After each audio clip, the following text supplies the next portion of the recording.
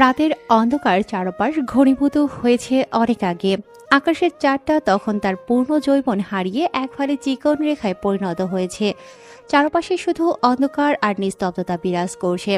রাতের বুক চিরে ছুটে চলছে এক যুবক, যার নাম আরাফ। তার বাইকের গতি পাগলা ঘোড়ার মতো। পেছনে তাড়া করেছে এক গাড়ি পুলিশ। কানের ভেতরে বেজে চলেছে পুলিশের সাইরেন। পুলিশের চোখকে ফাঁকি দিতে আরাফ বাইকের স্পিড আরও বাড়িয়ে দিল। রাতের অন্ধকারে রাস্তা একদমই ফাঁকা বলা যায়। তার বাইকের পেছনে বসে আছে তার বন্ধু অভি। বাইকের আলো ছাড়া রাতের এই অন্ধকারের রাস্তা পরিষ্কার দেখা যাচ্ছে না। হঠাৎ করেই আরাফের বাইকটি কোনো কিছুর সঙ্গে প্রচণ্ড জোরে ধাক্কা খেল। মুহূর্তের মধ্যে বাইক সহ আরাফ আর অভি ছিটকে পড়ে রাস্তার পাশে ছোট্ট এক ঝোপের মধ্যে। সৌভাগ্যবশত পুলিশের গাড়িটি মোড় ঘোরার সময় আরাফকে দেখতে পায় না। গাড়িটি সোজা সামনে এগিয়ে যায়। আরাফ দ্রুত নিজেকে সামনে উঠে বসে। কাদার ভেতরে পড়ার কারণে তার কিছুই হয়নি। একই তো ঝোঁক, তার ভেতরে বৃষ্টির পানি জমে কাদা হয়ে গেছে। আরাফ ঠিকভাবে সামনে নিয়ে ভাবতে থাকে ঠিক কিসের সাথে ধাক্কা খেয়েছে সেটা একবার দেখা দরকার। কিন্তু ওর বন্ধু কোথায়? সে তো ওর পেছনেই বসেছিল। আরাফ আশেপাশে তাকায়। সে দেখে ঝোপের একটু দূরেই একটা মেয়ে আহত অবস্থায় পড়ে আছে। তাহলে অভি কোথায়? বাইকটাও তো ওর কাছেই আছে।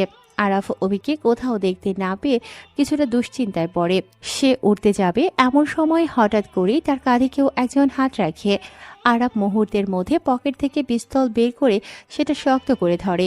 ট্রিগারে চাপ দিতে যাবে ঠিক তখনই অভি বলে উঠল, আরে আরাফ, কি করছিস?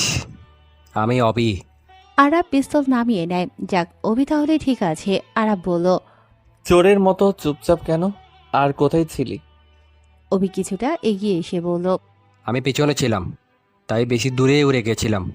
ভাগ্যিস রাস্তার পাশে জবগুলো বড়, না হলে আজকে মরতামই। আচ্ছা চল, পুলিশ চলে গেছে, আমাদের দেখেনি। হুম, কিন্তু সামনে মালটা দেখ। অভির কথায় আরাফ ভ্রু কুঁচকে জিজ্ঞাসা করল, কোন মাল? আরে ভাই, তুই অন্ধ নাকি? দেখছিস না সামনে একটা মেয়ে অজ্ঞান হয়ে পড়ে আছে? পিছনে তার স্কুটি। মনে হচ্ছে আমরা এটার সাথে ধাক্কা খেয়েছি। মেয়েটা দেখ, সেই কিউট। অভি বিস্ময়ের সঙ্গে বলল কথাগুলো। আরাফ মেয়েটির দিকে তাকিয়ে দেখে মেয়েটা তখনও অজ্ঞান হয়ে পড়ে আছে। আরাফ মেয়েটির দিকে তাকিয়ে বলল, দেখেছি, আমাদের জন্য এসব হয়েছে, কিন্তু এই মেয়েটার জন্যই আমরা পুলিশের হাত থেকে বাঁচলাম। হয়তো রাস্তা পার হতে যাচ্ছিল আর আমরাও ছুটে এসেছি। মেয়েটি উচিত আমাদের হেল্প করা। আরাফের কথায় অভি বিরক্ত হয়। অভি এক বিকৃত হাসি দিয়ে বলল, সে যাই হোক, মেয়েটা সেই জিনিস। আয়, কাজটা সেরে আসি। দেরি করা যাবে না, সুযোগ মিস দেওয়া যাবে না। আরাফ ভ্রু কুঁচকে তাকায় অভির দিকে। অভি হাসে। আরাফ কঠোর গলায় বলল, কাজ সারবি মানে? কি বলতে চাইছিস? কিসের সুযোগের কথা বলছিস? আরে গাদা নাকি, মেয়েটাকে দর্শন করার কথা বলছি আর কি। তোর সাথে থেকে তো কোনো মেয়ের ধারের কাছেও ঘেঁচতে পারি না। আয় বন্ধু, সুযোগের সদ্ব্যবহার করি। মেয়েটির দিকে তাকিয়ে অভি নির্লজ্জের মতো কথাগুলো বলল। আরাফ প্রথমে শান্ত থাকে, কিন্তু কিছু সময় পরে দৃঢ় কণ্ঠে বলল, দেখ অভি, তোকে আগেও বলেছি, এখনো বলছি, আমার এসব পছন্দ না।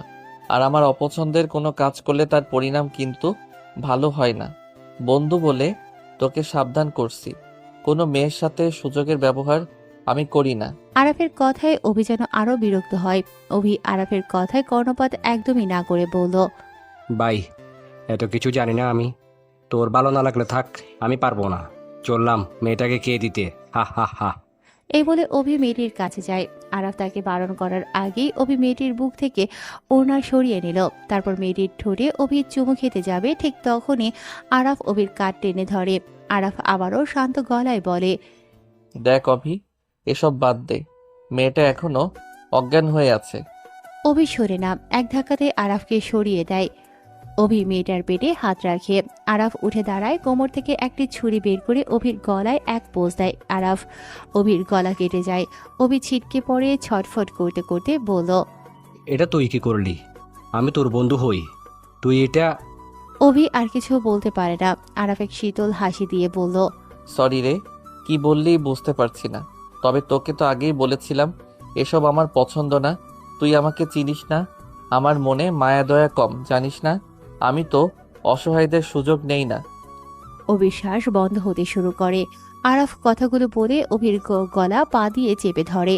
অভির শরীরে যতটুকু শক্তি ছিল সেটা দিয়ে হাত উঁচু করার চেষ্টা করে, কিন্তু অভি চিরদিনের জন্য স্তব্ধ হয়ে যায়। আরাফ মনে মনে বলে, অভি যদি আমার বোনকে এমন অবস্থায় পেত তাহলে আমার বোনকেও ধর্ষণ করতে একবারও ভাবতো না। শালা জানোয়ার, ভালো করতে পারিনি তোকে। এমন বন্ধু থাকার চেয়ে না থাকাটাই ভালো। আরাফ অভির পকেট থেকে একটি ছোট্ট কালো ব্যাগ বের করে। সেই ব্যাগে কিছু কাগজ আর একটি ইউএসবি ড্রাইভ ছিল। আরাফ দ্রুত সেগুলো নিজের পকেটে ঢুকিয়ে ফেলে। এরপর সে আহত মেয়েটির কাছে যায়।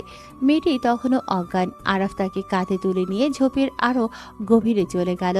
সামনে একটা জঙ্গল। এখানে এসে থামে আরাফ। সেখানে পৌঁছে সে মেয়েটিকে শুইয়ে দিল মাটিতে। মেয়েটির আঘাত ততটা গুরুতর ছিল না, কিন্তু সে প্রচন্ড ভয়ে অজ্ঞান হয়েছিল। আরাফ মেয়েটির মাথায় একটা গর্তে জমে থাকা পানি ছিটিয়ে জ্ঞান ফেরানোর চেষ্টা করে। কিছুক্ষণ পর মেয়েটির জ্ঞান ফিরল। সে আরাফকে দেখে প্রথমে ভয় পায়, ভয় সে পিছিয়ে যায়, কিন্তু আরাফের শান্ত ব্যবহার দেখে সে ধীরে ধীরে স্বাভাবিক হতে থাকে। আরাফ মেয়েটির পরিচয় জানতে চায়। নাম কি আপনার? জি, আমার নাম স্নেহা। আমি গ্রামের এক স্কুল শিক্ষকের মেয়ে।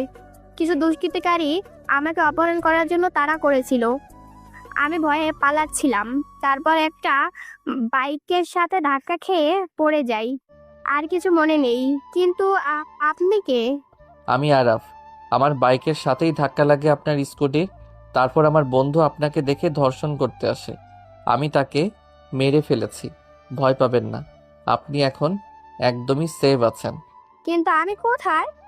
আমিও জানি না আসলে কোথায় আছি, তবে পিছনে কিছু দূর গেলে মেইন রোড।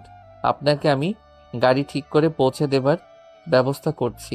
এ কি, আপনার হাত কেটে গেছে যে? ঠিক আছে, সমস্যা নেই। আরাফ তার পকেটে হাত দেয়। একটা ভেজা রুমাল দেখতে পায়। আরাফ সেটা নিয়ে স্নেহার হাতে বেঁধে দেয়। মেয়েটি আরাফের দিকে তাকিয়ে থাকে। হাত বাঁধা শেষ হলে আরাফ স্নেহাকে নিয়ে মেন রোডে আসে। একটা গাড়ি দাঁড় করিয়ে স্নেহাকে তার ঠিকানায় পৌঁছে দেবার ব্যবস্থা করে দেয় সে। তারপর আরাফ নিজের মতো চলে আসে। আরাফ হলো একজন সিক্রেট গ্যাংস্টার। হাতে গোনা কয়েকজন আরাফের কথা জানে। তার পরিবারের কেউই জানে না আরাফ গোপনে কি কি করে বেড়ায়। রাত গভীর হয়, জঙ্গল এরিয়া থেকে লোকালয়ে চলে এসেছে আরাফ। মনে মনে মেয়েটার কথা ভাবছে। তার নাম্বারটা নেওয়া দরকার ছিল। শহরের আকাশে হালকা কুয়াশা নেমে এসেছে। চারিপাশ নিস্তব্ধ, কেবল মাঝে মাঝে দূর থেকে গাড়ি চলার শব্দ শোনা যায়। এই নীরবতার মাঝেই আরাফ দ্রুত পা চালিয়ে নিজের বাড়ির দিকে ফিরছে। তার মুখে ক্লান্তি, চোখে এক ধরনের ভয়ার্ত আলো। আজ রাতটা তার জন্য কোনো সাধারণ রাত ছিল না। আরাফের পরিবার ছোট। বাবা বাইরে থাকেন চাকরির কারণে। বেশিরভাগ সময় বিদেশে কাটান। তাই ঘরে শুধু থাকে মা আর সে। কিছুদিন হলেও তার বড় বোন সাবিহার বিয়ে হয়ে গেছে, কিন্তু মাঝে মাঝে সে বেড়াতে আসে। আজকে ওর বোন সাবিহা এসেছে ওদের বাড়িতে। সাথে এনেছে তার স্বামীর এক পাড়াপড়শি বোন জিসাকে। জিসা দেখতে মায়াবী, তবে চোখে মুখে একটা আলাদা দৃঢ়তা আছে। ঘরে ঢোকার আগে আরাফ ভাবছে, আজকের রাতের কথা কেউ যদি জানে তাহলে সে কি কখনো বাঁচতে পারবে? কিন্তু ভাগ্য অদ্ভুতভাবে তাকে সুরক্ষা দিয়েছে।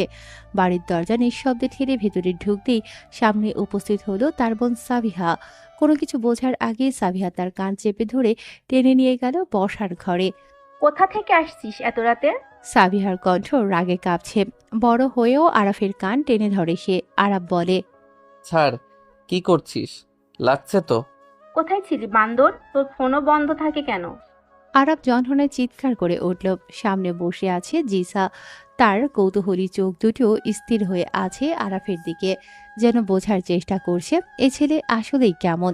সাবিহার প্রশ্নের উত্তরে আরাফ থেমে গেল না। গভীর শ্বাস নিয়ে সে বলে ফেলল, প্রথমে বন্ধুদের সাথে একটু ঝগড়া করছিলাম, তারপর পুলিশ পিছু নিল। পালাতে গিয়ে হঠাৎ এক মেয়ের সাথে ধাক্কা লাগে। তখন দেখি কয়েকজন ওকে আক্রমণ করছে। ওকে ধর্ষণের চেষ্টা হচ্ছিল। আমি আটকাতে গিয়ে একজনকে মেরে ফেললাম। কথাগুলো শোনার পর ঘরে নেমে এলো এক ঝড়ের পূর্বাভাবের মতো নীরবতা। কিছুক্ষণ সাবিহা অবাক দৃষ্টিতে তাকিয়ে থাকলো ওর ভাইয়ের দিকে। তারপর হঠাৎ হেসে ফেললো জোরে জোরে। তারপর বলে, তুই আর এসব করবি? তোর পেছনে পুলিশ তাড়া করবে, হা হা হা। আমি বিশ্বাস করি না। ফাজলামো করিস? সত্যি কথা বল, কোথায় ছিলি? আরাফ চুপচাপ দাঁড়িয়ে থাকে। সে জানে তার বোন কখনো বিশ্বাস করবে না এসব, কারণ সবাই তাকে ভদ্র শান্তশিষ্ট ফাজিল চঞ্চল দুষ্ট ছেলে বলেই চেনে। কিন্তু হঠাৎ নীরবতা ভেঙে জিসা বলল, আমি বিশ্বাস করেছি। সাবিহা ভ্রু কুঁচকে তাকালো, তারপর বলে, হ্যাঁ, কিন্তু কেন রে? ওর এমন আজগুবি কথা সে সব সময় বলে। জিসা ঠান্ডা গলায় উত্তর দিয়ে বলে, অনেক ভদ্র ছেলেকে বাইরে থেকে দেখে নির্দোষ মনে হয়, অথচ তাদের ভিতরে লুকিয়ে থাকে ভয়ঙ্কর অন্ধকার। হয়তো আরাফও তেমনই। সাবিহা জোরে হেসে উঠল। হাসির শব্দে যেন ঘর ভরে গেছে। আরে দূর, আমার ভাই তো মাছও খায় না, আর তুমি বলছো খুন করে? অসম্ভব। ওর এসব কথা শুনতে শুনতে আমরা অভ্যস্ত। এই কথোপকথন যেন এক অদ্ভুত খেলায় পরিণত হলো। আরাব বিরক্ত হয়ে উঠে দাঁড়ায়।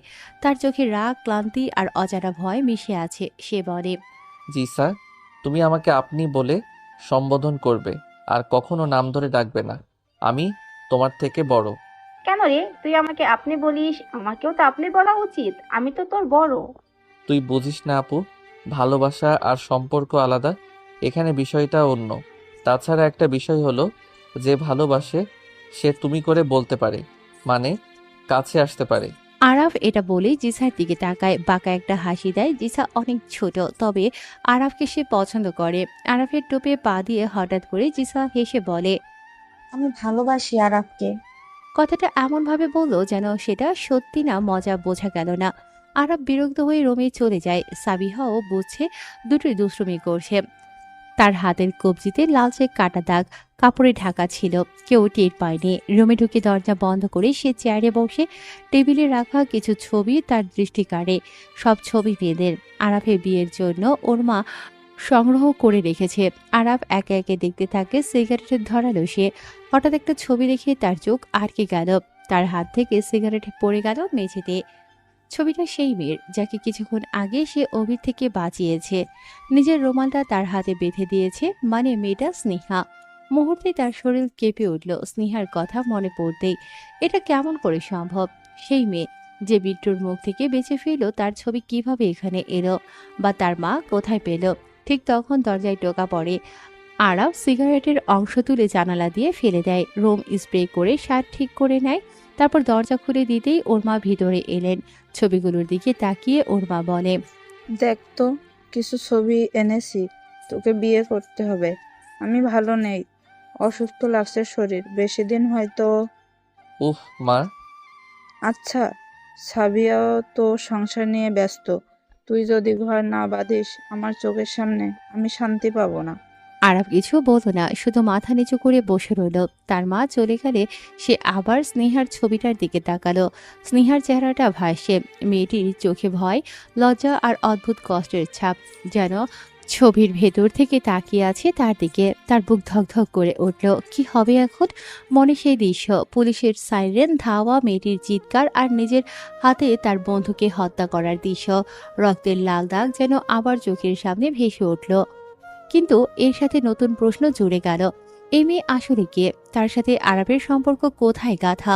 কেন তার ছবি এখানে? বিয়ের পাত্রী হিসেবে হঠাৎ দরজার বাইরে শব্দ হলো। সাবিহা জিসার সাথে ফিসফিস করছে। আরাফ কান খাড়া করে। জিসার কণ্ঠ শোনা গেল, ভাবি, আমি জানি আরাফ সত্যি বলছে। ওর চোখের ভেতরে আমি রক্ত দেখেছি, ওর শরীরে আমি ভয় পেয়েছি। কিন্তু জানো সাবিহা ভাবি, এই ভয়ই আমাকে টানছে। তোমার ছোট ভাই কিন্তু বেশ সুদর্শন। সাবিহার গলা এবার ফিসফিস করেই উঠল, তুই কি পাগল? আমার ভাইকে ভালোবাসতে চাইছিস? ওর মতো উড়নচণ্ডী আর নেই। জানি মজা করছিস, তাই না? হুম, সত্যি। তবে ওর অন্ধকার আমাকে গ্রাস করছে। কিছু একটা আছে তোমার ভাইয়ের মাঝে। এই কথাগুলো শুনে আরাফের শরীর ঠান্ডা হয়ে আসে। এই মেয়ে আসলেই সাংঘাতিক। রাত কেটে গেল, ঘুম আসেনি আরাফের চোখে। টেবিলে রাখা স্নেহার ছবির দিকে তাকিয়ে থাকতে থাকতে মনে হলো ছবির ভেতরের চোখ দুটো যেন তার কাছে এগিয়ে আসছে। হঠাৎ মনে হলো এই মেয়েটি হয়তো তার জীবনের মোড় ঘুরিয়ে দেবে। আর হয়তো সেই মোড়টাই তাকে নিয়ে যাবে অন্ধকারের গভীরে, যেখান থেকে আর কোনোদিন ফেরা সম্ভব হবে না।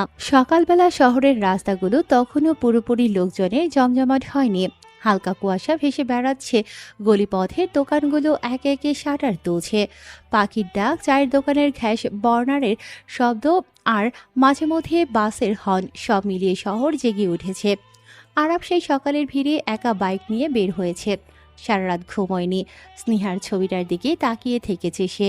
মনে এক অদ্ভুত উত্তেজনা, অস্থিরতা কাজ করছে, মাথার ভেতর বারবার ঘুরছে সেই প্রশ্ন। স্নেহা নামে মেয়েটার ছবি মা কোথায় পেল? আর আমার মন কেনই বা হঠাৎ করে চাইছে আমি ওর সাথে দেখা করি? আর মা স্নেহার ছবি কোথায় পেল? প্রথমে ভেবেছিল হয়তো এটাও তার আত্মীয়ের পরিচয় কিংবা কোনো ভদ্রলোকের প্রস্তাব হবে, কিন্তু মনে হতেই আবার ঝড় ওঠে। সে তো জীবনে কাউকে এখনো ভালোভাবে চিনতে বা জানতেও পারেনি। হুট করে কেন এই মেয়ে? তবে কি বিয়ের জন্য পাত্রীর ছবি? হঠাৎই তার মনে পড়ে যায় আগের রাতের ঘটনা। গত রাতে যখন স্নেহা ড্রাইভারের সাথে ঠিকানা বলছিল, দূরে দাঁড়িয়ে থাকা অবস্থায় আরাফ সেটা শুনে ফেলে। তখন সে গুরুত্ব দেয়নি, কিন্তু আজ যখন মাথায় ঘুরছে কোথায় খুঁজে পাওয়া যাবে মেয়েটিকে, সেই মুহূর্তে স্মৃতিটা বজ্রপাতের মতো ফিরে আসে। সকালে আরাফ স্নেহার সাথে দেখা করার জন্য বের হয়, কারণ স্নেহার বলা ঠিকানাটা মনে পড়ে ওর। হ্যাঁ, ঠিকানাটা তো আমি শুনেছিলাম। আর দেরি না করে বাইক চালু করে ফেলে। শহরের ভিড় ঠেলে হর্ন বাজাতে বাজাতে দ্রুত এগোতে থাকে সে। কানে হেডফোন নেই, মোবাইল অফ, কারণ মন এখন অন্য কোথাও। রাস্তার এক প্রান্তে এসে সে ঢুকে যায় আবাসিক এলাকায়। চারপাশে উঁচু বিল্ডিং, মাঝে মাঝে ছোট ছোট টিনের ঘর, আর ফাঁকা মাঠে খেলা করছে কিছু বাচ্চা। সকালবেলার আলো দিয়ে সবকিছু যেন শান্তিপূর্ণ, কিন্তু আরাফের বুকের ভেতর কেমন জানি চাপা উত্তেজনা কাজ করছে। হঠাৎই দূরে এসে দেখতে পায় একটি মেয়ে রাস্তায় দাঁড়িয়ে আছে। মেয়েটি শাড়ি পরেনি, পরনে সাধারণ সালোয়ার কামিজ, চুল খোলা, চোখে হালকা ভয়, কিন্তু চলাফেরায় এক ধরনের সৌন্দর্য আছে। আরাফ থমকে যায়, মনে হয় এটাই সেই মেয়ে স্নেহা। কিন্তু এর আগেই ঘটে যায় অপ্রত্যাশিত ঘটনা। রাস্তার পাশ থেকে একটা কালো প্রাইভেট কার থামে, গাড়ির দরজা খুলে চারজন তরুণ ছেলে বেরিয়ে আসে। প্রথমে তারা যেন সাধারণভাবেই এগিয়ে গেল, তারপর হঠাৎ দুজন স্নেহার হাত ধরে টানতে শুরু করে। আরেকজন পেছন থেকে ধাক্কা দিতে থাকে স্নেহাকে গাড়ির দিকে। মেয়েটা চিৎকার করে উঠল, বাঁচাও, আমাকে ছেড়ে দাও। চারদিকে লোকজন, কয়েকজন থেমে তাকালেও এগিয়ে আসার সাহস করে না। কেউ হয়তো ভেবেছে পারিবারিক ঝামেলা, কেউ আবার ঝামেলা জড়াতে চাইল না। কিন্তু বাইক থামিয়ে দাঁড়ানো আরাফ যেন বিদ্যুৎ গতিতে এগিয়ে আসে। সে বাইক রাস্তার একপাশে ফিরে দ্রুত দৌড়ে আসে, চোখে মুখে রাগ আর দৃঢ়তা। একজন ছেলে স্নেহার হাত ধরেছিল, আরাফ তাকে জোরে ঘুষি মারে মুখে। ছেলেটা মাটিতে লুটিয়ে পড়ে, অন্য দুজন হক চকিয়ে যায়, কিন্তু দ্রুত তারাও আরাফের দিকে ছুটে আসে। আরাফ কোনো প্রশিক্ষণ মার্শাল আর্টিস্ট না, তবে লড়াই ঝগড়া তার কাছে নতুন কিছু নয়। প্রথম জনকে লাথি মেরে দূরে সরিয়ে দিল, দ্বিতীয় জন লোহার রড দিয়ে আঘাত করতে চাইল আরাফকে, কিন্তু আরাফ পাশ কাটিয়ে তার হাত মুচড়ে দেয়। লোকটা ব্যথায় চিৎকার করে মাটিতে পড়ে যায়। মেয়েটা তখনও ভয় আর আতঙ্কে কাঁপছে, ওর চোখে জল, ঠোঁট শুকিয়ে গেছে। বাকি একজন ছেলেকে দেখে আরাফ আরও ভয়ঙ্কর হয়ে ওঠে।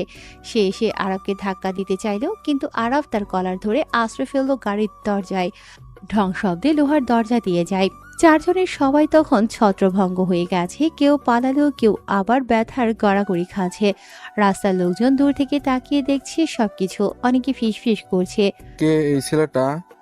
কিন্তু কেউ আর কাছে আসে না। শ্বাস নিতে কষ্ট হচ্ছিল আরাফের, রক্তে আড্রেনালিন ছুটছে, তবুও সে নিজেকে সামলায়। স্নেহার দিকে তাকিয়ে বলে, তুমি ঠিক আছো?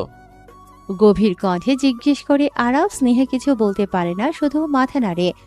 আরাফ ওর হাত ধরে টেনে নিয়ে যায় কাছের একটি ফাঁকা জায়গায়, রাস্তার ভিড় থেকে একটু দূরে, যেখানে নিরাপদে দাঁড়ানো যায়। স্নেহা কাঁপতে থাকে, আরাফ তখনও ওর দিকে তাকিয়ে আছে। স্নেহা ধীরে ধীরে বলে ওঠে, ওরা আমাকে অনেক দিন ধরে বিরক্ত করে। আমার বাবা এজন্য বিয়ে দিতে চায়। আপনাকেও আমার বাবা পাঠিয়েছে, তাই না? কাল রাতেও ওই ছেলেগুলো তাড়া করেছিল। কথাগুলো শেষ করতে গিয়েও ওর চোখ ভিজে ওঠে। আরাফ চুপচাপ দাঁড়িয়ে থাকে, ভেতরে এক অদ্ভুত আগুন জ্বলছে। সে জানে না এই মেয়ের সাথে তার কি সম্পর্ক, জানে না মা কেন ছবিটা এনেছে, তবুও আজ মনে হচ্ছে ওকে রক্ষা করা যেন তারই দায়িত্ব। আসলে আমাকে আপনার বাবা পাঠায়নি, আমাকে হয়তো চিনতে পারেননি।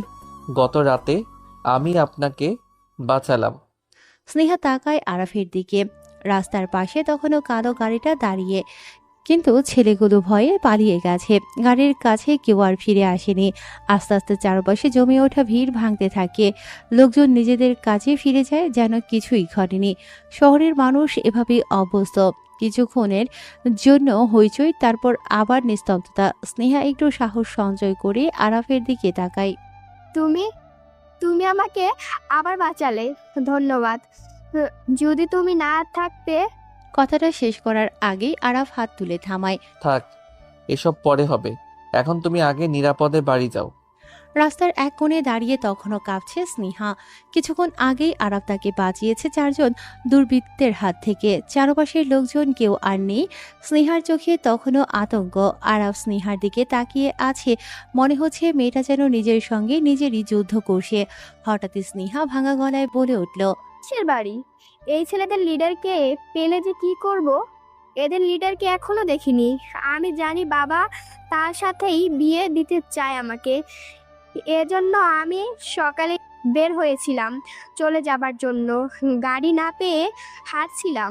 লম্পট ছেলেকে আমি বিয়ে করব? কখনো না। বরং তাকে পেলে। আরাফ ধীরে কাছে এগিয়ে এসে নরম গলায় প্রশ্ন করল। কি করবেন? স্নেহা তীক্ষ্ণ চোখে তাকিয়ে জবাব দিল, ছেলেটাকে মেরে একদম মর্গে পাঠিয়ে দিব। আমাকে বিয়ে করার সাধ্য মিটিয়ে দিব। তারপর আমিও মরবো। আমি পুরোপুরি মরতে চাই। তার কথা শুনে আরাফ ভেতর থেকে থমকে যায়। এতটা রাগ আর হতাশা যেন একসাথে ঝরে পড়ছে স্নেহার কণ্ঠে। আরাফ মনে মনে ভাবল। বলে কি এই মেয়ে? আরাফ শান্ত গলায় বলল, কেন মরতে চান? কারণটা জানতে পারি? স্নেহা কষ্টে ভাঙা হাসি দিয়ে বলল, বললাম তো, আমাকে বাসা থেকে বিয়ে দিয়ে দিবে। কিন্তু আমি বিয়ে করব না। তাই আমার কিছু ছবি আরাফ নামের এক ছেলেকে পাঠিয়েছে। আমি শিওর এই ছেলেদের লোক ওরা। আরাফ মনে মনে হতভম্ব হয়ে গেল। মেয়েটা তার নাম জানে অথচ তাকে চেনে না। তার মানে স্নেহা এতক্ষণ তার কথাই বলছিল। আরাফ বলল, আরাফ তো আপনাকে পছন্দ নাও করতে পারে। স্নেহা রাগী চোখে তাকিয়ে আরাফকে বলল, কে বলছে পছন্দ করবে না? 100% পছন্দ করবেই। আমি কি কম সুন্দরী নাকি? আরাফ বিস্মিত হয়ে গেল। এই মেয়েটার আত্মবিশ্বাস অদ্ভুত। সে হালকা হেসে বলল। এত কনফিডেন্স? স্নেহা গম্ভীর মুখে উত্তর দিল, আর আমি খোঁজ নিয়ে দেখেছি, আরাফ ছেলেটা নাকি অনেক খারাপ। সবসময় ঝগড়া মারপিট করে বেড়ায়। আরাফ মাথা নিচু করে গম্ভীর স্বরে বলল। আমিও শুনেছি আরাফ ছেলেটা খুব খারাপ। আরাফ মুস্কি হাসে। কিছুক্ষণ চুপ থেকে আরাফ প্রশ্ন করল, আচ্ছা, আপনার নাম কি? স্নেহা একটু থেমে তাকালো আরাফের দিকে। তার যতদূর মনে পড়ে কালকে একবার নাম বলেছিল আরাফকে। তবুও স্নেহা বলে, আপনাকে আমার নাম বলার প্রয়োজন মনে করি না। তবুও যেহেতু আমাকে বাঁচিয়েছেন তাই বলছি, আমি স্নেহা। আরাফ এক মুহূর্ত চুপ থেকে বলল। সুন্দর নাম। আরাফ আবার প্রশ্ন করল, আচ্ছা, এখন বাড়ি যাবেন নাকি অন্য কোথাও যাবেন? স্নেহা নিচের দিকে তাকিয়ে ফিসফিস করে বলল, জানি না। আরাফ অবাক হয়ে বলল, জানেন না মানে? বাসায় যাবেন না? স্নেহা কাপা কণ্ঠে বলল, না, বাসায় যাব না। আরাফ তখন একটু থেমে প্রস্তাব দিল। তাহলে আমাদের বাসায় চলেন। স্নেহা চোখে বিস্ময় নিয়ে তাকালো, তারপর মাথা নাড়িয়ে বলল, না, তাও যাব না। আমি আমার মতো কোথাও চলে যাব। আপনার আমাকে নিয়ে চিন্তা করতে হবে না। আর আমাকে আবার বাঁচানোর জন্য ধন্যবাদ। এখন আপনি আসতে পারেন। মেয়েটির কথায় আরাফ চুপ হয়ে গেল। মনে হলো স্নেহার ভেতরটা আগুনের মতো জ্বলছে। আরাফ বুঝে গেছে এখন স্নেহাকে জোর করে কিছু বলা যাবে না। স্নেহা তখন ধীরে ধীরে রাস্তার দিকে হাঁটা দিল। হাওয়া তার চুল উড়িয়ে নিচ্ছে। মুখে এখনো ভয় আর রাগের ছাপ। আরাফ দাঁড়িয়ে থাকে দূর থেকে। তার চোখে মিশ্র অনুভূতি, আশ্চর্য, কৌতূহল আর এক ধরনের অদৃশ্য টান কাজ করছে। সেই মুহূর্তে আরাফ বোঝে এই মেয়েটি কেবল একজন ভুক্তভোগী নয়, বরং নিজের ভাগ্যের বিরুদ্ধে দাঁড়ানো এক যোদ্ধা। আরাফের ভেতর এক অদ্ভুত দায়বদ্ধতা তৈরি হলো। যদিও স্নেহা বলেছে আপনি আসতে পারেন। তবুও তার মনে হলো এই মেয়েটিকে একা একা ফেলে যাওয়া যাবে না। আরাফ সেখান থেকে চলে আসে, কিন্তু যত দূরেই যাক স্নেহার মুখ বারবার ভেসে উঠছে তার চোখের সামনে। মেয়েটার চেহারায় এক ধরনের অনিন্দ সুন্দর ভাব আছে। শুধু সৌন্দর্য নয়, ওর কণ্ঠস্বর যেন সরাসরি কলিজায় গিয়ে লেগেছে। কিন্তু সবকিছুর মাঝেও সবচেয়ে বেশি টেনেছে স্নেহার সেই ঠোঁটের নিচের ছোট্ট তিলটা।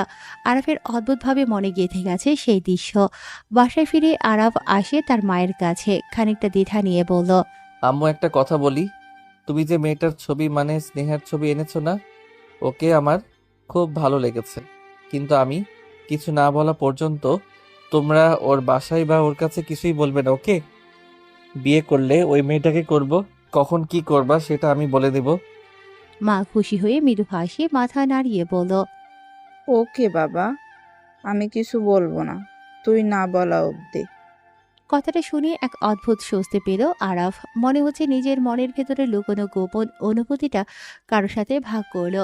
কিছুক্ষণ পর সে বের হলো বিশ্ববিদ্যালয়ের উদ্দেশ্যে। বাইকের ইঞ্জিন স্টার্ট দিতেই হঠাৎ পেছন থেকে জিসা এগিয়ে আসে। সে এসে বলে, আমিও যাব তোমার সাথে। আমি তো ভার্সিটিতে যাচ্ছি। তাতে কি, আমিও যাব, মাকে নিয়ে চলো। কিন্তু কিন্তু কি? নিয়ে যা, ঘোরার জায়গা নেই তেমন, তুই সাথে নিয়ে যা। আরে আপু, সাবিহা আপুর জোরাজোরিতে জিসা আরও আরাফের সাথেই যেতে চাইল। আরাফ খুব একটা খুশি হয়নি, তবে কিছু না বলে জিসাকে পেছনে বসতে দিল। দুজন বাইক নিয়ে রওনা হয়। রাস্তায় এক মোড়ে হঠাৎ চোখ পড়ে স্নেহাকে।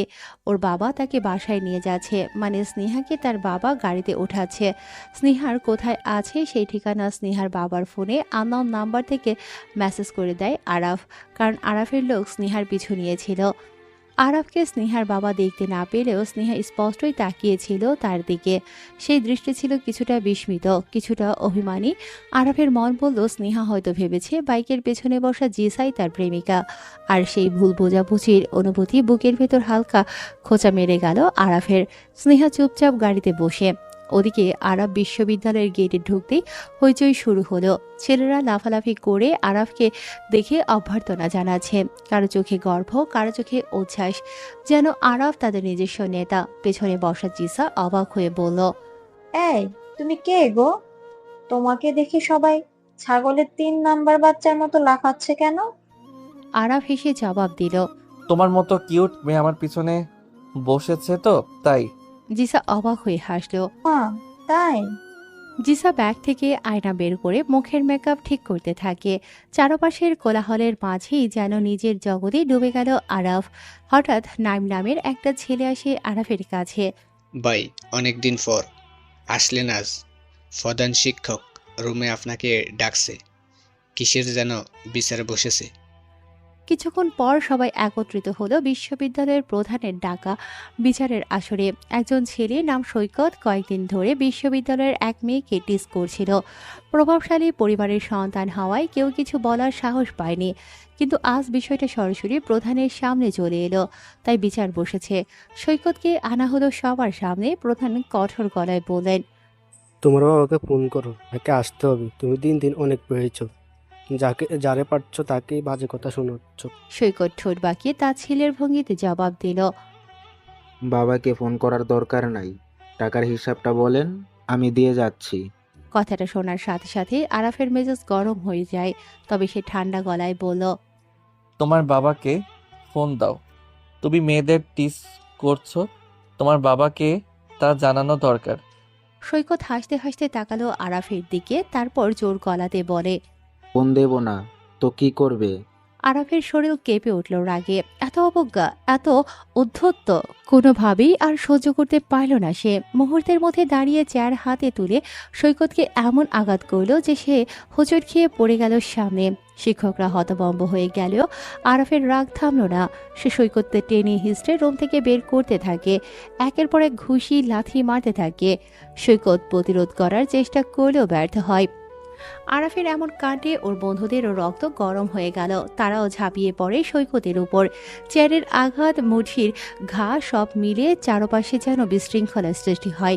বিশ্ববিদ্যালয়ের করিডোরে হইচই শুরু হয়। কেউ কেউ ভয়ে দূরে সরে যায়, আবার কেউ হাততালি দিয়ে উল্লাস করতে থাকে। অবশেষে সৈকত ধপাস করে মাটিতে পড়ে হাঁপাতে থাকে। মুখে রক্ত, চোখে ভয়ের ছাপ স্পষ্ট।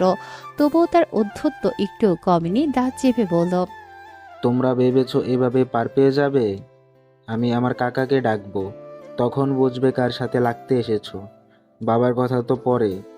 সৈকত মোবাইল বের করে ফোন দিতে শুরু করে। চারপাশের পরিবেশ একেবারে নিঃশব্দ হয়ে গেল, কারণ সবাই জানে সৈকতের বাবা একজন প্রভাবশালী মানুষ। আরাফ স্থির দৃষ্টিতে তাকিয়ে রইল সৈকতের দিকে। মনে হচ্ছে আসন্ন ঝড়ের অপেক্ষায় আছে সবাই। কিছুক্ষণ পরেই সৈকতের কাকা এলেন ভার্সিটিতে। তিনি এসে আরাফকে সরাসরি বলল, তুমি কার শরীরে হাত তুলছো তা কি জানো? আর আমি কে সেটাও কি জানো? আরাফ শান্তভাবে জবাব দিল। কে আপনি? লোকটা পাল্টা প্রশ্ন করে। চিনো না আমাকে? আরাফ বলল, আরে কাকু, চিনি না বলেই তো জিজ্ঞেস করছি কে আপনি। লোকটি একটি রহস্যময় হাসি দিয়ে বলল। সময় হলে ঠিকই চিনবে। এরপর তিনি সৈকতকে নিয়ে চলে গেল সেখান থেকে। তবে চলে যাওয়ার আগে আরাফ জোর গলায় হুঁশিয়ারি দিল, এই ছেলের নামে যদি এরপর এমন কোনো রিপোর্ট আসে, তাহলে কিন্তু এই ছেলে তার শরীর থেকে একটা অঙ্গ হারাবে। আরাফের এই সমস্ত কাণ্ড দেখে জিসা একেবারে থ হয়ে গিয়েছে। বাসায় ফেরার পথে জিসা ভয়ে আরাফের পেছনে বসার সাহস পাচ্ছে না। আরাফ নিজেই জিসাকে বলল, যা দেখেছো সব এখানেই ভুলে যাও, বাসায় যেন এসব কথা বলতে না শুনি, কেমন? জিসা মাথা নেড়ে হ্যাঁ বলল। বাসায় এসেই আরাফ দ্রুত ফ্রেশ হয়ে নিল এবং তারপর স্নেহার বাসার উদ্দেশ্যে বের হয়ে পড়ে। সে আর দেরি না করে বাইক নিয়ে আবার বেরিয়ে পড়ে। আরাফ স্নেহার বাসার নিচে বাইক থামালো। দেখলো সেখানে অনেক লোকের ভিড়, সবাই কান্নাকাটি করছে। বিষয়টি বুঝতে না পেরে আরাফ বাসার ভিতরে গেল। ভিতরে গিয়ে আরাফ দেখতে পায় সাদা কাপড়ে মোড়ানো একটি লাশ পড়ে আছে। আরাফ লাশের উপর থেকে কাপড় সরাতেই ছিটকে দুহাত পেছনে সরে গেল। এ তো স্নেহার লাশ। স্নেহা সুইসাইড করেছে। বাসা থেকে তার বিয়ের জন্য অতিরিক্ত চাপ দেওয়া হচ্ছিল। আরাফের চোখ থেকে অঝরে জল ঝরতে থাকে। কি করবে বুঝতে না পেরে সে তার আম্মুকে ফোন দিল। আরাফ শুধু বলল, আম্মু, তুমি আমার বিয়ের জন্য স্নেহা নামের এক মেয়ের ছবি দেখিয়েছিলে, সেই মেয়েটা সুইসাইড করেছে। এটুকু বলেই সে ফোন কেটে দিল। এরপর আরাফ স্নেহার রুমে আসে।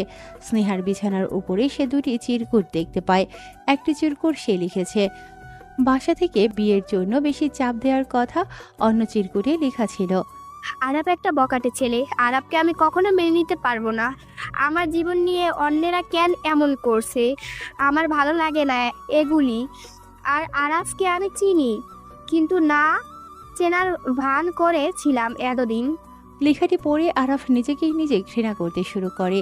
এই চিরকুটটি সে নিজের কাছে রেখে দিল। আরাফের মনে হলো হয়তো তার কারণেই এসব ঘটেছে। তার আম্মু হয়তো স্নেহার বাসায় বলে দিয়েছিলেন যে আরাফ স্নেহাকে পছন্দ করে। আরাফ আবার দৌড়ে স্নেহার লাশের কাছে গেল। স্নেহার হাত ধরে সে কাতর স্বরে বলল, মাফ করে দিও আমায়। স্নেহার এমন মৃত্যুতে গভীর হতাশার মেঘে ছেয়ে গেছে আরাফের মন। একটি মেয়ের আত্মহত্যার খবরে তার ভেতরটা দুমড়ে মুচড়ে যাচ্ছে। যদিও সে নিজেকে সান্ত্বনা দিচ্ছিল যেন তার জন্য নয়, বরং তাকে বিয়ে করতে পারবে না বলেই মেয়েটি এমন করেছে, তবুও অপরাধ বোধের কাঁটা তাকে বিচ্ছিল। এই তীব্র মানসিক যন্ত্রণার মধ্যেই সে অনেকগুলো ঘুমের ওষুধ খেতে যায়। ঠিক সেই সময় তার সামনে ঢাল হয়ে দাঁড়ায় জিসা। সে দ্রুত হাতে আরাফের হাত থেকে সমস্ত ওষুধ মেঝেতে ফেলে দেয়। আরাফের মাথায় তখন রক্ত চড়ে আসে। সেই মুহূর্তে সে যেন দিশেহারা। জিসার এই আচরণে ক্ষিপ্ত হয়ে সে তাকে কষে একটা চড় দেয়। জিসা কিছু বলতে যাবে তার আগেই আরাফ জিসাকে ঘর থেকে বের করে দিল। জিসা গাল ধরে চুপচাপ দরজার বাইরে দাঁড়িয়ে থাকলো, এক বিন্দুও প্রতিবাদ করে না।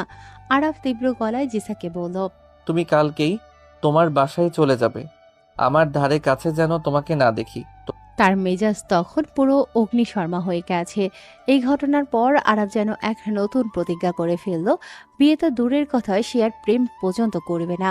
সিগারেটের টান দিতে দিতেই একসময় আরাফ ঘুমিয়ে পড়ে। রাত তখন 12টা কি 1টা বাজে। ঘুমটা ভাঙতেই সে লক্ষ্য করল এক অদ্ভুত দৃশ্য। জিসা তার পায়ের কাছে মাথা ঠেকিয়ে নিঃশব্দে কেঁদে চলেছে। এমনটা দেখে আরাফ ধরফড়িয়ে বিছানায় উঠে বসে। জিসার দিকে তাকাতেই জিসা যেন ভয় পেল। তড়িঘড়ি করে দৌড়ে ঘর থেকে বেরিয়ে চলে গেল। ঘুমটা আর এলো না আরাফের চোখে। মনটা ভীষণ অশান্ত। তাই সে বাইক নিয়ে রাতের বেলা বেরিয়ে পড়ে। রাস্তা তখন জনমানব শূন্য। মাঝে মাঝে দু একটা গাড়ি চলতে দেখা যাচ্ছে। আরাফ বাইকের গতি বাড়ায়, অনেক দ্রুত গতিতে ছুটছে সে।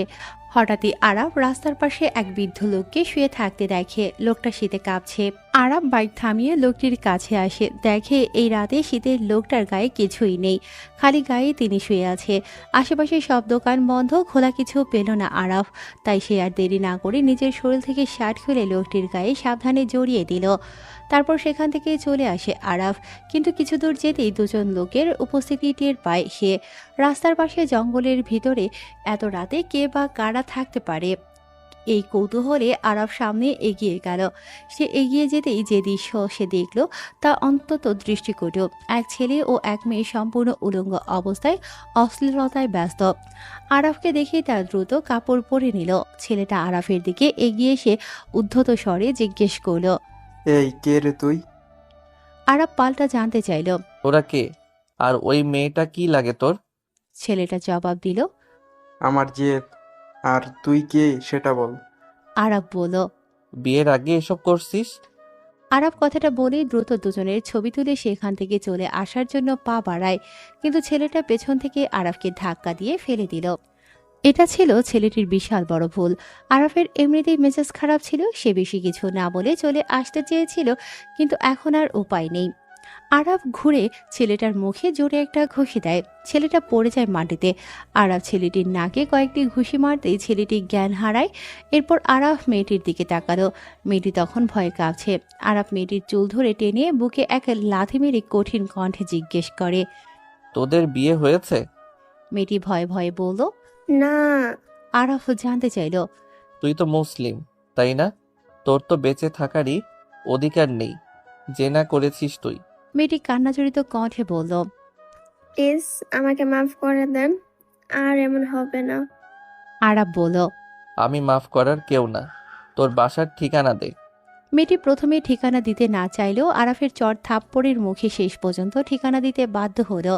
এরপর আরাফ ছেলে ও মেয়ে দুজনকেই সঙ্গে নিয়ে মেয়ের বাসায় আসে। মেয়ের বাবার কাছে সে সমস্ত ঘটনা খুলে বলে। মেয়েটির বাবা সব শুনে হতবাক হয়ে গেলেন। সব বলে আরাফ সেখান থেকে চলে আসে। ততক্ষণে ফজরের আজান পড়ে গেছে।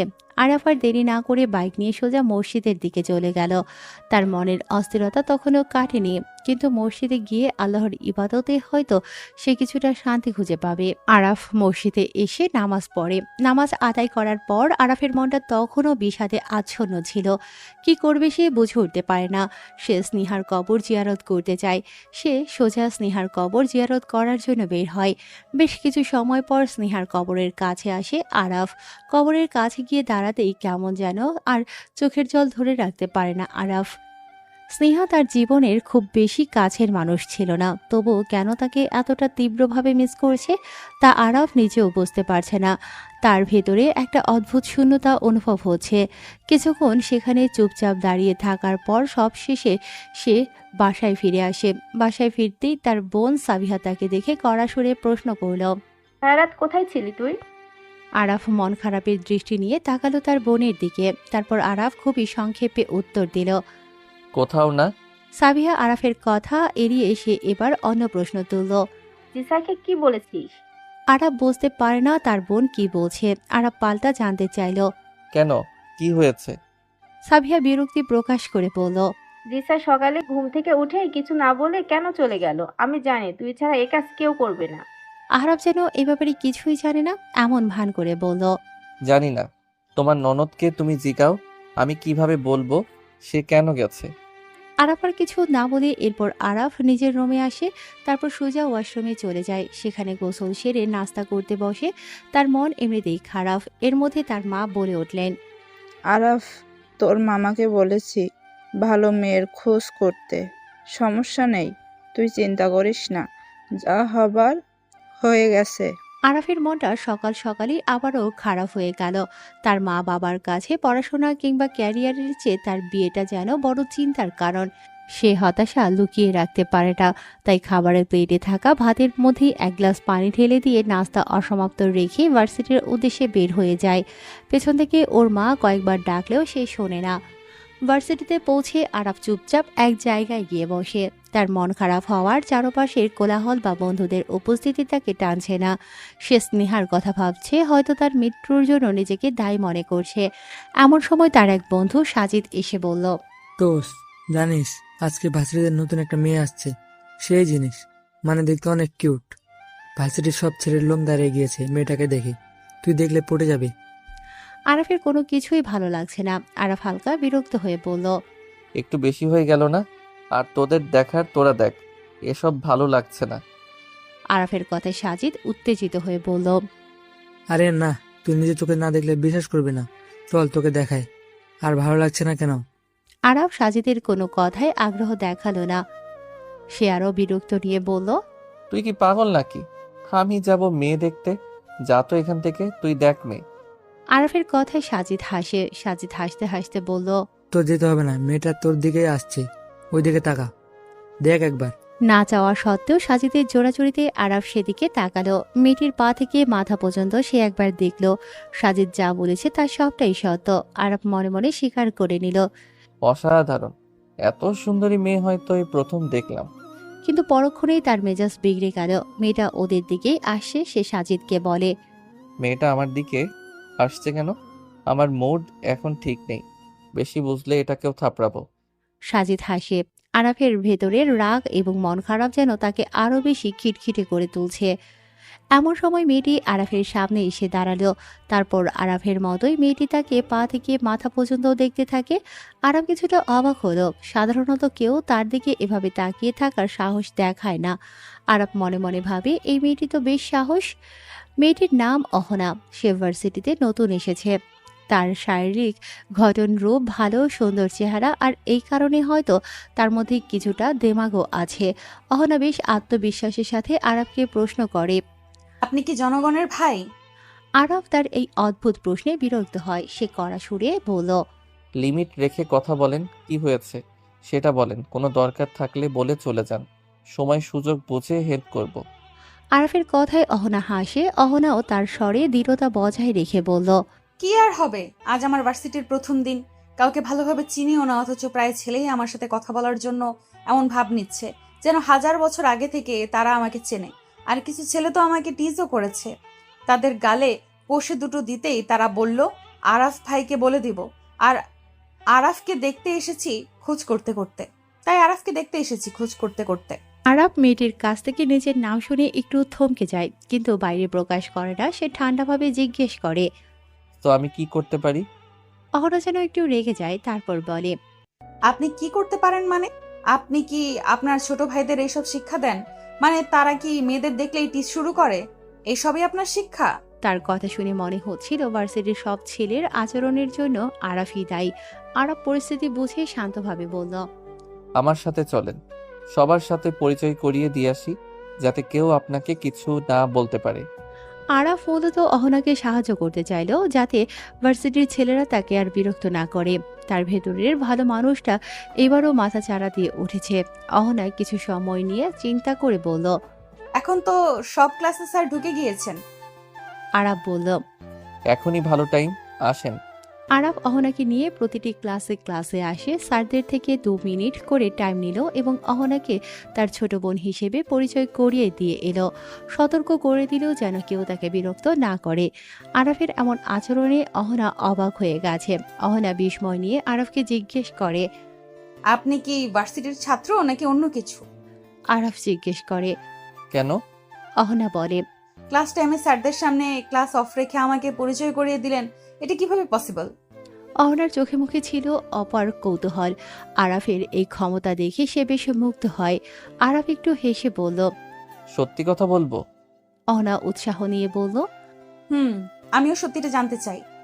আরাফ অহনার দিকে তাকিয়ে একগাল হেসে বলল, সত্যি বলতে আপনি প্রচন্ড বেশি কথা বলেন।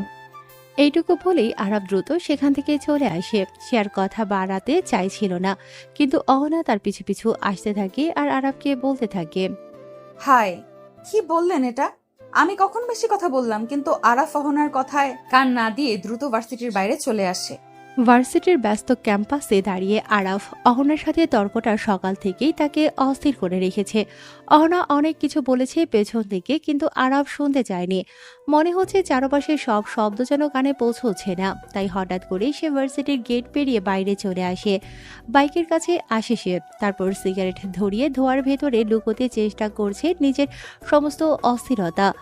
হঠাৎ করে মনের ভেতর ছায়ার মতো ভেসে ওঠে একটা নাম, স্নেহা।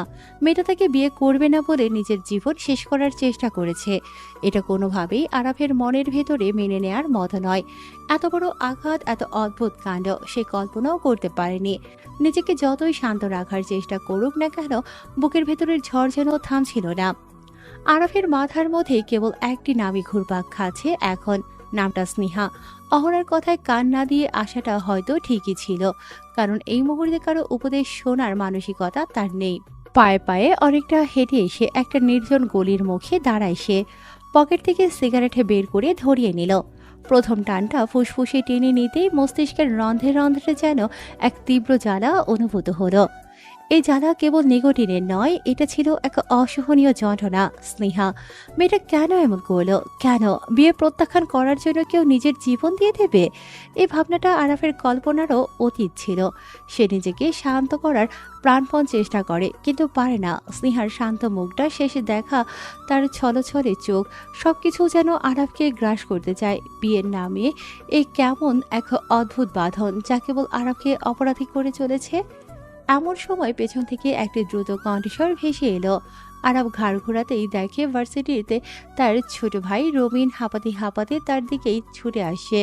রবিনের মুখ ফ্যাকাশে, চোখে এক আতঙ্ক লেগে আছে। সে এসেই বলে, ভাই আরাফ ভাই। রবিন কোনো মতে শ্বাস নিয়ে বলল, আমার গার্লফ্রেন্ড আমার থেকে আলাদা করে দিয়েছে, বিয়ে দিয়ে দিচ্ছে ওর অন্য কারো সাথে। কালকে বিয়ে, প্লিজ ভাই কিছু একটা করো, না হলে আমি বাঁচবো না ভাই। আরাফের মনের মেঘলা আকাশ যেন মুহূর্তেই বদলে গেল। স্নেহার অপ্রত্যাশিত আত্মহননের ধাক্কা তখনও তার বুকে দগদগ করছে, আর এখন রবিন নিজের ভালোবাসাকে বাঁচানোর জন্য মরিয়া। আরাফের মনে পড়ে স্নেহার সঙ্গে তার শেষ কথোপকথন। ভালোবাসা কি কেবলই একতরফা অধিকারের নাম? বিয়েটা কবে? মানে কালকে নাকি? আরাফ সিগারেটে একটি লম্বা টান দিয়ে শান্ত গলায় জিজ্ঞেস করে। তার কণ্ঠস্বর এমন এক দৃঢ়তা ছিল যা শুনে রবিন কিছুটা আশ্বস্ত হয়। রবিন দ্রুত বলে, কালকেই ভাই, কাল সকাল থেকেই। আরাফ সিগারেটের শেষ অংশটা রাস্তায় ফেলে বুট দিয়ে পিষে দেয়। তার মুখে এক ধূর্ত হাসি ফুটে ওঠে, তারপর বলে, তাহলে কাল সকালের অপেক্ষা কেন করবি? আজ রাতেই বিয়ে হবে তোর সাথে। রবিন শোন, মিশন হবে আজ রাতেই। রবিনের চোখে অবিশ্বাস্য এক খুশির ঝলকানি। সে দ্রুত বলে, সত্যি ভাই আপনি সাহায্য করবেন? কথা যখন দিয়েছি তখন কাজ হবেই। শোন, এখন আর ভালো লাগছে না, বাসায় যাব। তুই বরং যা, তোর গফরে সব জানিয়ে রাখ। আচ্ছা ভাই। আরাফ বিদায় জানাতেই রবিন যেন এক নতুন শক্তি পেল। সে দ্রুত ওর গফরে ফোন করে। এমন সময় আরাফের ফোনে আবার কল আসে। সাজিদ ফোন করে। হ্যাঁ সাজিদ বল। তুই যে সৈকতকে পিটিয়েছিলি, ওর বাবার লোকেরা এসে তোকে খুঁজছে। ভার্সিটিতে আসিস না এখন? ভাবছিলাম বাড়ি যাব, কিন্তু এখন তো আমার ভার্সিটিতে যেতেই হবে। ওরা চলে। আরাফ ফোন কেটে দ্রুত ভার্সিটির দিকে আসে। ভার্সিটির পার্কিং এরিয়াতে বাইক রেখে সে হাঁটা শুরু করে। সাজিদের কাছে আসে। সৈকতরা ততক্ষণে ভার্সিটি থেকে চলে গেছে। কেন আসলি? তোকে তো বললাম ওরা চলে গেছে। তাহলে আর কি, বাড়িতে যাব, থাক। আরাফ আবার বাইকের কাছে আসে। সে পকেটে হাত দেয়, বাইকের চাবি নেয়। মনে পড়ে তাড়াহুড়োয় সে চাবি রেখে চলে যায়, কিন্তু চাবি কই? কার এত বড় সাহস ওর বাইক থেকে চাবি খুলে নিয়েছে? আরাফ তার বন্ধুদের জন্য সব করলেও এমন ধরনের মজা তার পছন্দ না। পরিচিত ছাড়া কারো সাহস হবে না চাবি নেওয়া। আরাফের রক্ত যেন মাথায় উঠে গেছে, তার মাথা গরম হয়ে গেছে। সে এমন জোরে চিৎকার করে উঠল যে পুরো ভার্সিটি তার চিৎকারের প্রতিধ্বনিত হতে শুরু করেছে। আশেপাশে থাকা সবাই ভয়ে দূরে সরে গেল। বন্ধুরা দৌড়ে এসেছে। ঠিক সেই মুহূর্তে অহনা শান্ত পায়ে হেঁটে তার কাছে আসে। আরাফের চিৎকার চেঁচামেচি শুনেও তার মুখে ছিল এক রহস্যময় হাসি। অহনা হেসে বলল, বাপ রে বাপ, সামান্য বাইকের চাবি নেই আর আপনি বাচ্চাদের মতো চেঁচামেচি করছেন। যদি বাইকটাই উধাও হয়ে যেত তখন কি করতেন? অহনার মুখের হাসি আর কথার ধরন শুনে আরাফের আর বুঝতে বাকি থাকে না চাবিটা কার কাছে আছে। এই মেয়েটি তাকে বিরক্ত করার নতুন নতুন উপায় বের করছে। অহনা সহজেই আরাফকে ঘায়াল করতে পারছে। আরাফের মেজাজ আরো বিগড়ে গেল। সে রেগে বলে, অহনা ফাইজলামো রাখো, চাবিটা দাও। অহনা আলতো করে তার ডান হাতের তালুটা দেখালো। চাবিটা তার হাতের মুঠোয়। সে বলে, দিতে পারি এক শর্তে। কি শর্ত? আরাফ এক গভীর নিঃশ্বাস নিয়ে নিজেকে শান্ত করার চেষ্টা করে অহনা বলে, আমার কাছে বাসায় যাওয়ার ভাড়া নেই, সো আপনি আমাকে বাসায় নামিয়ে দিয়ে আসবেন। অহনা চোখ টিপে বলল কথাটা। আরাফ তৎক্ষণাৎ পকেট থেকে মানিব্যাগ বের করে তারপর বলে, ওকে আমি ভাড়া দিয়ে দিচ্ছি, তুমি ট্যাক্সি নিয়ে চলে যাও। হবে না, আমাকে বাসায় নামিয়ে দিয়ে আসতেই হবে, সেটা তোমার বাইকে করে।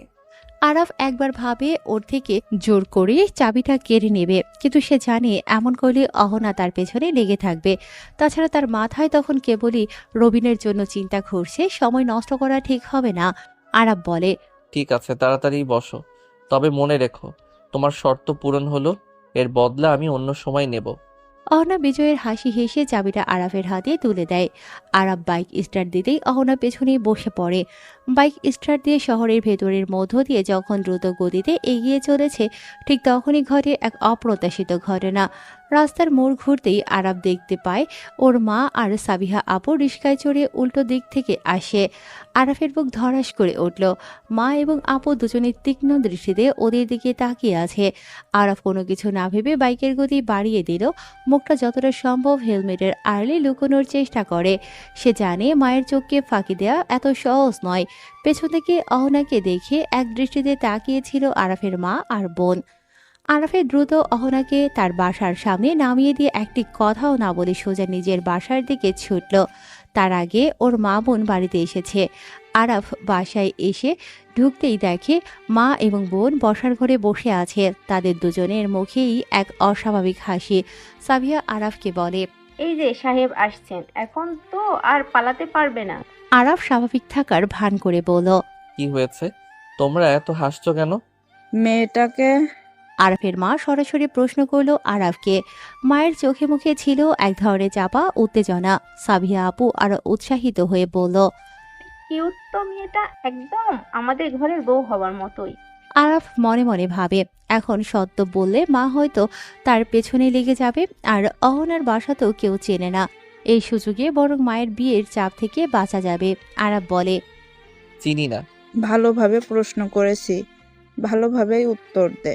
বলে ফেল, আম্মু মেনে নেবে। তোর এই লুকোচুরি আমরা বুঝি, না চিনলে বাইকে কিভাবে বসে। তোর বাইকে কারোকে তুই নিস না, জানি। আরাফ বুঝে গেছে মিথ্যা বলে কাজ হবে না। এমনিতেই স্নেহার জন্য তার মন খারাপ, তার উপর ওর মা বিয়ের কথা বলে। যেহেতু অহনার ঠিকানা জানে না, তাই এবার সুযোগটা কাজে লাগায় আরাফ।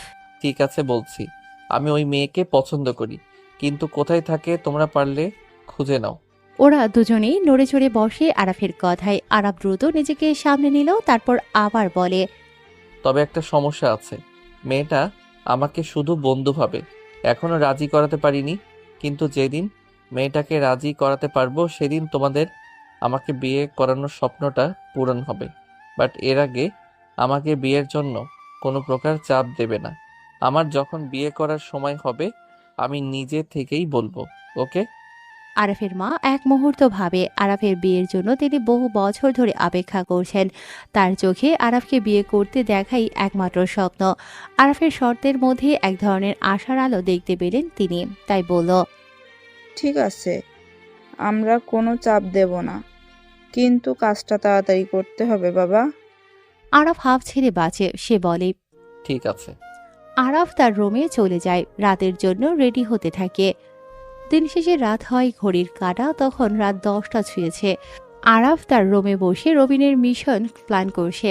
তখনই রবিনের ফোন এলো। ভাইয়া প্লিজ কিছু করেন, কাল সকালে আমার গার্লফ্রেন্ডের বিয়ে, আপনি বলেছিলেন আজ নাকি আমাদের বিয়ে।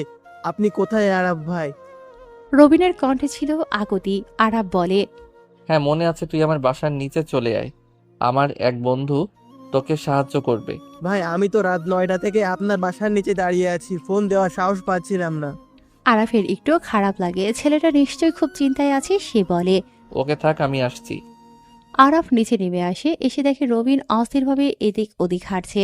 আরাফ কাছে যেতেই রবিন তাকে জড়িয়ে ধরে। আরাফ বলে, শোন সাজিদ সব ব্যবস্থা করে রেখেছে, তুই ওর সাথে যা, ও তোকে সাহায্য করবে। আমি সাজিদকে কল দিচ্ছি। না ভাই, আপনি আমার সাথে যাবেন, এই প্রথম আমি এমন একটা কাজ করতে যাচ্ছি, আপনার সাহস আর বুদ্ধি ছাড়া আমি পারবো না, প্লিজ ভাই। রবিনের চোখে মুখে এমন এক আকুতি ছিল যে আরাফ আর না করতে পারে না। স্নেহার কথা মনে পড়ে ওর, সে পারেনি তার ভালোবাসাকে বাঁচাতে, কিন্তু রবিন যেন সফল হয়। সে কথা যখন দিয়েছে তখন কথা রাখতে হবে। ঠিক আছে চল, কিন্তু একটা কথা মনে রাখিস, এই পথে একবার পা বাড়ালে আর ফেরা যায় না। তুই নিশ্চিত তো? হ্যাঁ ভাই, একদম নিশ্চিত। রবিন প্রত্যয়ের সাথে বলল। তারা দুজনে হাঁটতে শুরু করে। রবিন রাস্তা দেখিয়ে নিয়ে চলে। গলি পেরিয়ে দুটো মোড় ঘুরে একটা ছিমছাম শান্ত এলাকায় এসে তারা দাঁড়ায়। রবিন একটি গেট দেখিয়ে বলল। ভাই এটাই বাসা, এখান থেকেই। আরাফ রবিনকে থামিয়ে গেটের দিকে তাকালো। সেই পরিচিত বাড়ি, সেই ব্যালকনি। তার চোখ কপালে উঠে যায়। আজকে সে অহনাকে এ বাড়ির সামনে নামিয়ে দিয়ে গেছে। আরাফ প্রায় চেঁচিয়ে উঠল। পাগল নাকি তুই? এটা তো অহনাদের বাসা। ভাই, অহনা আপুর ছোট বোনই আমার গার্লফ্রেন্ড। আসলে আমার সাথে সম্পর্কের কথা ওর বাড়িতে জানার পর আগে থেকেই বিয়ে দিতে চেয়েছে ওর পরিবার। আরাফের মাথায় যেন বাজ পড়ে। সে যদি অহনার বোনকে তুলে নিয়ে যায় তবে অহনার কাছেও সে খারাপ হবে, যেমনটা স্নেহার চোখে হয়েছিল। কি করবে সে বুঝতে পারে না। সে বলে, তুই আজ আমাকে মেরেই ছাড়বি? এবার সে সব বুঝতে পারে। অহনার সাথে তার চাবির সত্য, মায়ের চোখে ধরা পড়া সবকিছুই হয়তো এক অদৃশ্য সুতোয় গাঁথা ছিল। অহনার ছোট বোন, অর্থাৎ যে মেয়েকে সে বাইকে করে নামিয়ে দিয়ে গিয়েছে, সেই অহনার বোনকেই রবিনের সাথে পালাতে সাহায্য করতে হবে। এর চেয়ে বড় হাস্যকর বা কঠিন পরিস্থিতি আর কি হতে পারে? যদি এই পালানোর সময় অহনা বা তার পরিবারের কেউ তাকে দেখে ফেলে, তাহলে তার মাকে দেয়া মিথ্যেটা তো ফাঁস হবেই, সাথে অহনার চোখেও সে চিরকালের জন্য খারাপ হয়ে যাবে। তার উপর অহনার বোনকে ভাগিয়ে নিয়ে যাওয়ার অপরাধে অহনা হয়তো তাকে আস্ত রাখবে না। তুই তোর গার্লফ্রেন্ডকে ফোন দিয়ে নিচে আসতে বল। ভাই ও অনেক ভীতু, সে তো নিচে আসবেই না। ও রাজি আছে কিন্তু সাহস পাচ্ছে না। ওকে বাসার ভেতর থেকে বের করে নিয়ে আসতে হবে। রবিন কাঁদো কাঁদো গলায় বলল। আরাফের আর বুঝতে বাকি রইল না রবিন আজ তাকে একদম শেষ করে দেবে। এই মিশন কেবল রবিনের বিয়ে নয়, এটা আরাফের নিজের জীবনকে ঝুঁকিতে ফেলার মিশন। কিন্তু আরাফ কথা দিয়েছে, স্নেহার ব্যর্থতা আর রবিনের আশার মাঝে আরাফ নিজেকে খুঁজে পেল। এই শেষ রাতে সে তার বন্ধুর বিশ্বাস রাখবে। ঠিক আছে, যা হবে দেখা যাবে। চল ভেতরে যাওয়া যাক, কিন্তু মনে রাখিস কোনো গোলমাল হলে তুই আগে পালাবি, আর কোনোভাবেই তুই ধরা পড়বি না। ঠিক আছে ভাই। আরাফ এবার গেটের দিকে পা বাড়ায়। তার চোখে তখন এক নতুন দৃঢ়তা। সারাদিন ধরে যে বিষণ্ণতা তাকে গ্রাস করেছিল তা যেন মুহূর্তেই দূর হয়ে যায়। এই মিশন যেন আরাফের জীবনের এক নতুন অধ্যায়, যেখানে বাইকের চাবি, স্নেহার স্মৃতি আর অহনার অপ্রত্যাশিত উপস্থিতি এক জটিল জালে জড়িয়ে আছে। আরাফ তৈরি হলো তার জীবনের সবচেয়ে ঝুঁকিপূর্ণ অভিযানে নামার জন্য। রাতের নিস্তব্ধতা ভেঙে পড়ছে কেবল বাতাসের শব্দে। চারদিক নিস্তব্ধ, তবুও আরাফের বুকের ভেতর যেন ঢাক বাজছে। প্রতিশ্রুতির দায়ে সে আজ রবিনকে নিয়ে ঝুঁকি নিয়েছে। অহনার বাসার সামনে দাঁড়িয়ে তার মনে হচ্ছে এক ভুল পদক্ষেপ মানে বিপর্যয়। রবিন কাঁপতে কাঁপতে ফিসফিস করে বলে, ভাই পিছনের জানালা দিয়ে ঢুকতে হবে, দরজা দিয়ে সম্ভব না। আরাফ দীর্ঘশ্বাস ফেল। তারপর অন্ধকারে ধীরে ধীরে জানালা ঠেলে ভেতরে ঢুকলো রবিনকে নিয়ে। রুমের ভেতর অদ্ভুত নীরবতা, কেবল ফ্যানের ঘূর্ণনের বাতাস কাঁপছে। অহনার ছোট বোন আনিকা বিছানায় বসে ভয়ে কাঁপছে, চোখে জল, ঠোঁটে আতঙ্ক বিরাজ করছে। রবিন এগিয়ে যেতেই আনিকা হঠাৎ কান্নায় ভেঙে পড়ে। আরাফ শান্ত গলায় বলল, ভয় পেও না, আমি আছি। তাদের রুম থেকে বের করে আনার প্রস্তুতি নিচ্ছে আরাফ। এমন সময় ফ্যানের বাতাসে হালকা রুমের আরেক পাশের পর্দা সরে যায়। অজান্তে তার চোখ ঘুরে গেল ডান পাশে। পর্দার ফাঁক দিয়ে দেখা গেল অহনা ঘুমোচ্ছে। এক মুহূর্তের জন্য তার নিঃশ্বাস আটকে যায়। অহনা একটি সাদা টি শার্ট পরে গভীর ঘুমে আচ্ছন্ন। ফ্যানের বাতাসে কাপড় সামান্য সরে গিয়ে কোমর আর নাভির উজ্জ্বল রেখা দেখা যাচ্ছে। আলো আধারের মাঝে তা যেন আরও ঝকমক করছে। আরাফ স্থির হয়ে দাঁড়িয়ে থাকে। মনে হচ্ছে এই দৃশ্য একটা চিরচেনা অথচ নতুনভাবে তাকে আঘাত করে। সবার সামনে আরাফ রেগে তাকে বোন হিসেবে পরিচয় করিয়ে দিয়েছে। অহনা সেটা মজা করেই গ্রহণ করেছে, কিন্তু দুজনের মনে আলাদা খেলা তৈরি হচ্ছে। অহনা এমনিতেই সুন্দর, অথচ সেই সব অংশ সবসময় আড়লে থাকে। আজ সেগুলো আরাফের চোখে ধরা পড়েছে। বুকের ভেতর হঠাৎ অচানক কাঁপুনি তৈরি হয়, কিন্তু হঠাৎ পেছনে থেকে রবিন হাত টান দেয়। ভাই এখানে বেশি সময় থাকলে কেস খাবো, জলদি চলেন। আরাফের চোখের ঘোর ভাঙে। আরাফ মাথা ঝাঁকিয়ে বলল, ও হ্যাঁ চলো, এখনই বেরোতে হবে। অহনার বোনকে সঙ্গে নিয়ে তারা নিঃশব্দে রুম থেকে বেরিয়ে আসে। সাজিদ গাড়ি নিয়ে চলে এসেছে বাড়ির সামনে, সবাইকে গাড়িতে তোলে। তারপর কাজী অফিসে আসে ওরা। কিছুক্ষণ পর ওদের বিয়ে পড়ানোর কাজ শেষ হয়। কাজী অফিস থেকে বের হলো ওরা। চাঁদের আলোতে নীরব আকাশের নিচে দুই কিশোর কিশোরী একসাথে হাঁটছে। পেছনে সাজিদ আর আরাফ হাঁটছে। অহনার বোন এটা হুম। কি করেছিস? অহনা যদি জানে তবে জানলেও কি, তুই তো আর পছন্দ করিস না। ওর হারামি, চুপ থাক। বুঝি বুঝি, তুমিও। আরাফ মুস্কি হাসে। রবিন আর আনিকা হাঁটা থামায়। আরাফ গম্ভীর গলায় জিজ্ঞেস করে, রবিন কোথায় থাকবি ঠিক করেছিস? বাড়িতে আমার মা সব জানে, শুধু বাবার ভয়ে প্রপোজাল দিইনি। মা আমার সাপোর্টার থাকলেও তাই আজ আমাদের বাসায় উঠবো। আরাফ কিছুক্ষণ চুপ করে রইল, তারপর মাথা নেড়ে বলল, ঠিক আছে, কিন্তু শোন, তুই আমার দায়িত্বে বিয়ে করেছিস, কখনো আমার ছোট আপুর সাথে খারাপ আচরণ করবি না। আরাফের কথায় রবিন মাথা নিচু করে। আর অহনার বোন কান্না ভেজা চোখে হঠাৎ আরাফের পায়ে সালাম করে বলল, ভাইয়া, আপনার এই সাহায্যের কথা কোনো দিন ভুলবো না। আরাফ তার মাথায় হাত রেখে মৃদু হেসে বলে, ভালো থেকো, সুখে থেকো। আর যদি কখনো কোনো ঝামেলা হয় আমাকে ফোন দিবি, আমি তখনই চলে আসবো। সেই রাতেই বাইকে চড়ে রবিন আর অহনার বোনকে ওদের বাসার সামনে নামিয়ে দিল আরাফ। তারপর একা বাইক চালিয়ে ফেরার পথে হাওয়ার কানে ভাসছে। বুকের ভেতরে ছিল এক অদ্ভুত মিশ্র অনুভূতি। একদিকে প্রতিশ্রুতি রাখার তৃপ্তি, অন্যদিকে অহনার রোমে দেখা সেই দৃশ্যের অদ্ভুত আলোড়ন। বাসায় ফিরতে ফিরতে মনে হচ্ছিল আজকের রাত যেন তাকে আরো ভারী করে দিল। পরের দিন সকালেই আরাফ দ্রুত ভার্সিটির দিকে রওনা হলো। গত রাত থেকেই ওর ভেতরে অদ্ভুত এক অস্থিরতা কাজ করছে। যতই নিজের মনকে অন্যদিকে নিতে যায়, অহনার মুখটা যেন মাথা থেকে কিছুতেই সরে না। একদিনও অহনাকে না দেখলে ওর ভালো লাগে না, একটা অভ্যাসে পরিণত হয়েছে যেন। ভার্সিটির গেটে ঢুকেই বাইকটা পার্ক করে ক্লাসের দিকে হাঁটা দিল আরাফ। দরজার কাছে পৌঁছে গেছে, ঠিক তখনই পেছন থেকে কেউ ওর টি শার্ট টেনে ধরল। চমকে পেছনে তাকাতেই চোখের সামনে অহনা। রাগে ওর চোখ জ্বলজ্বল করছে।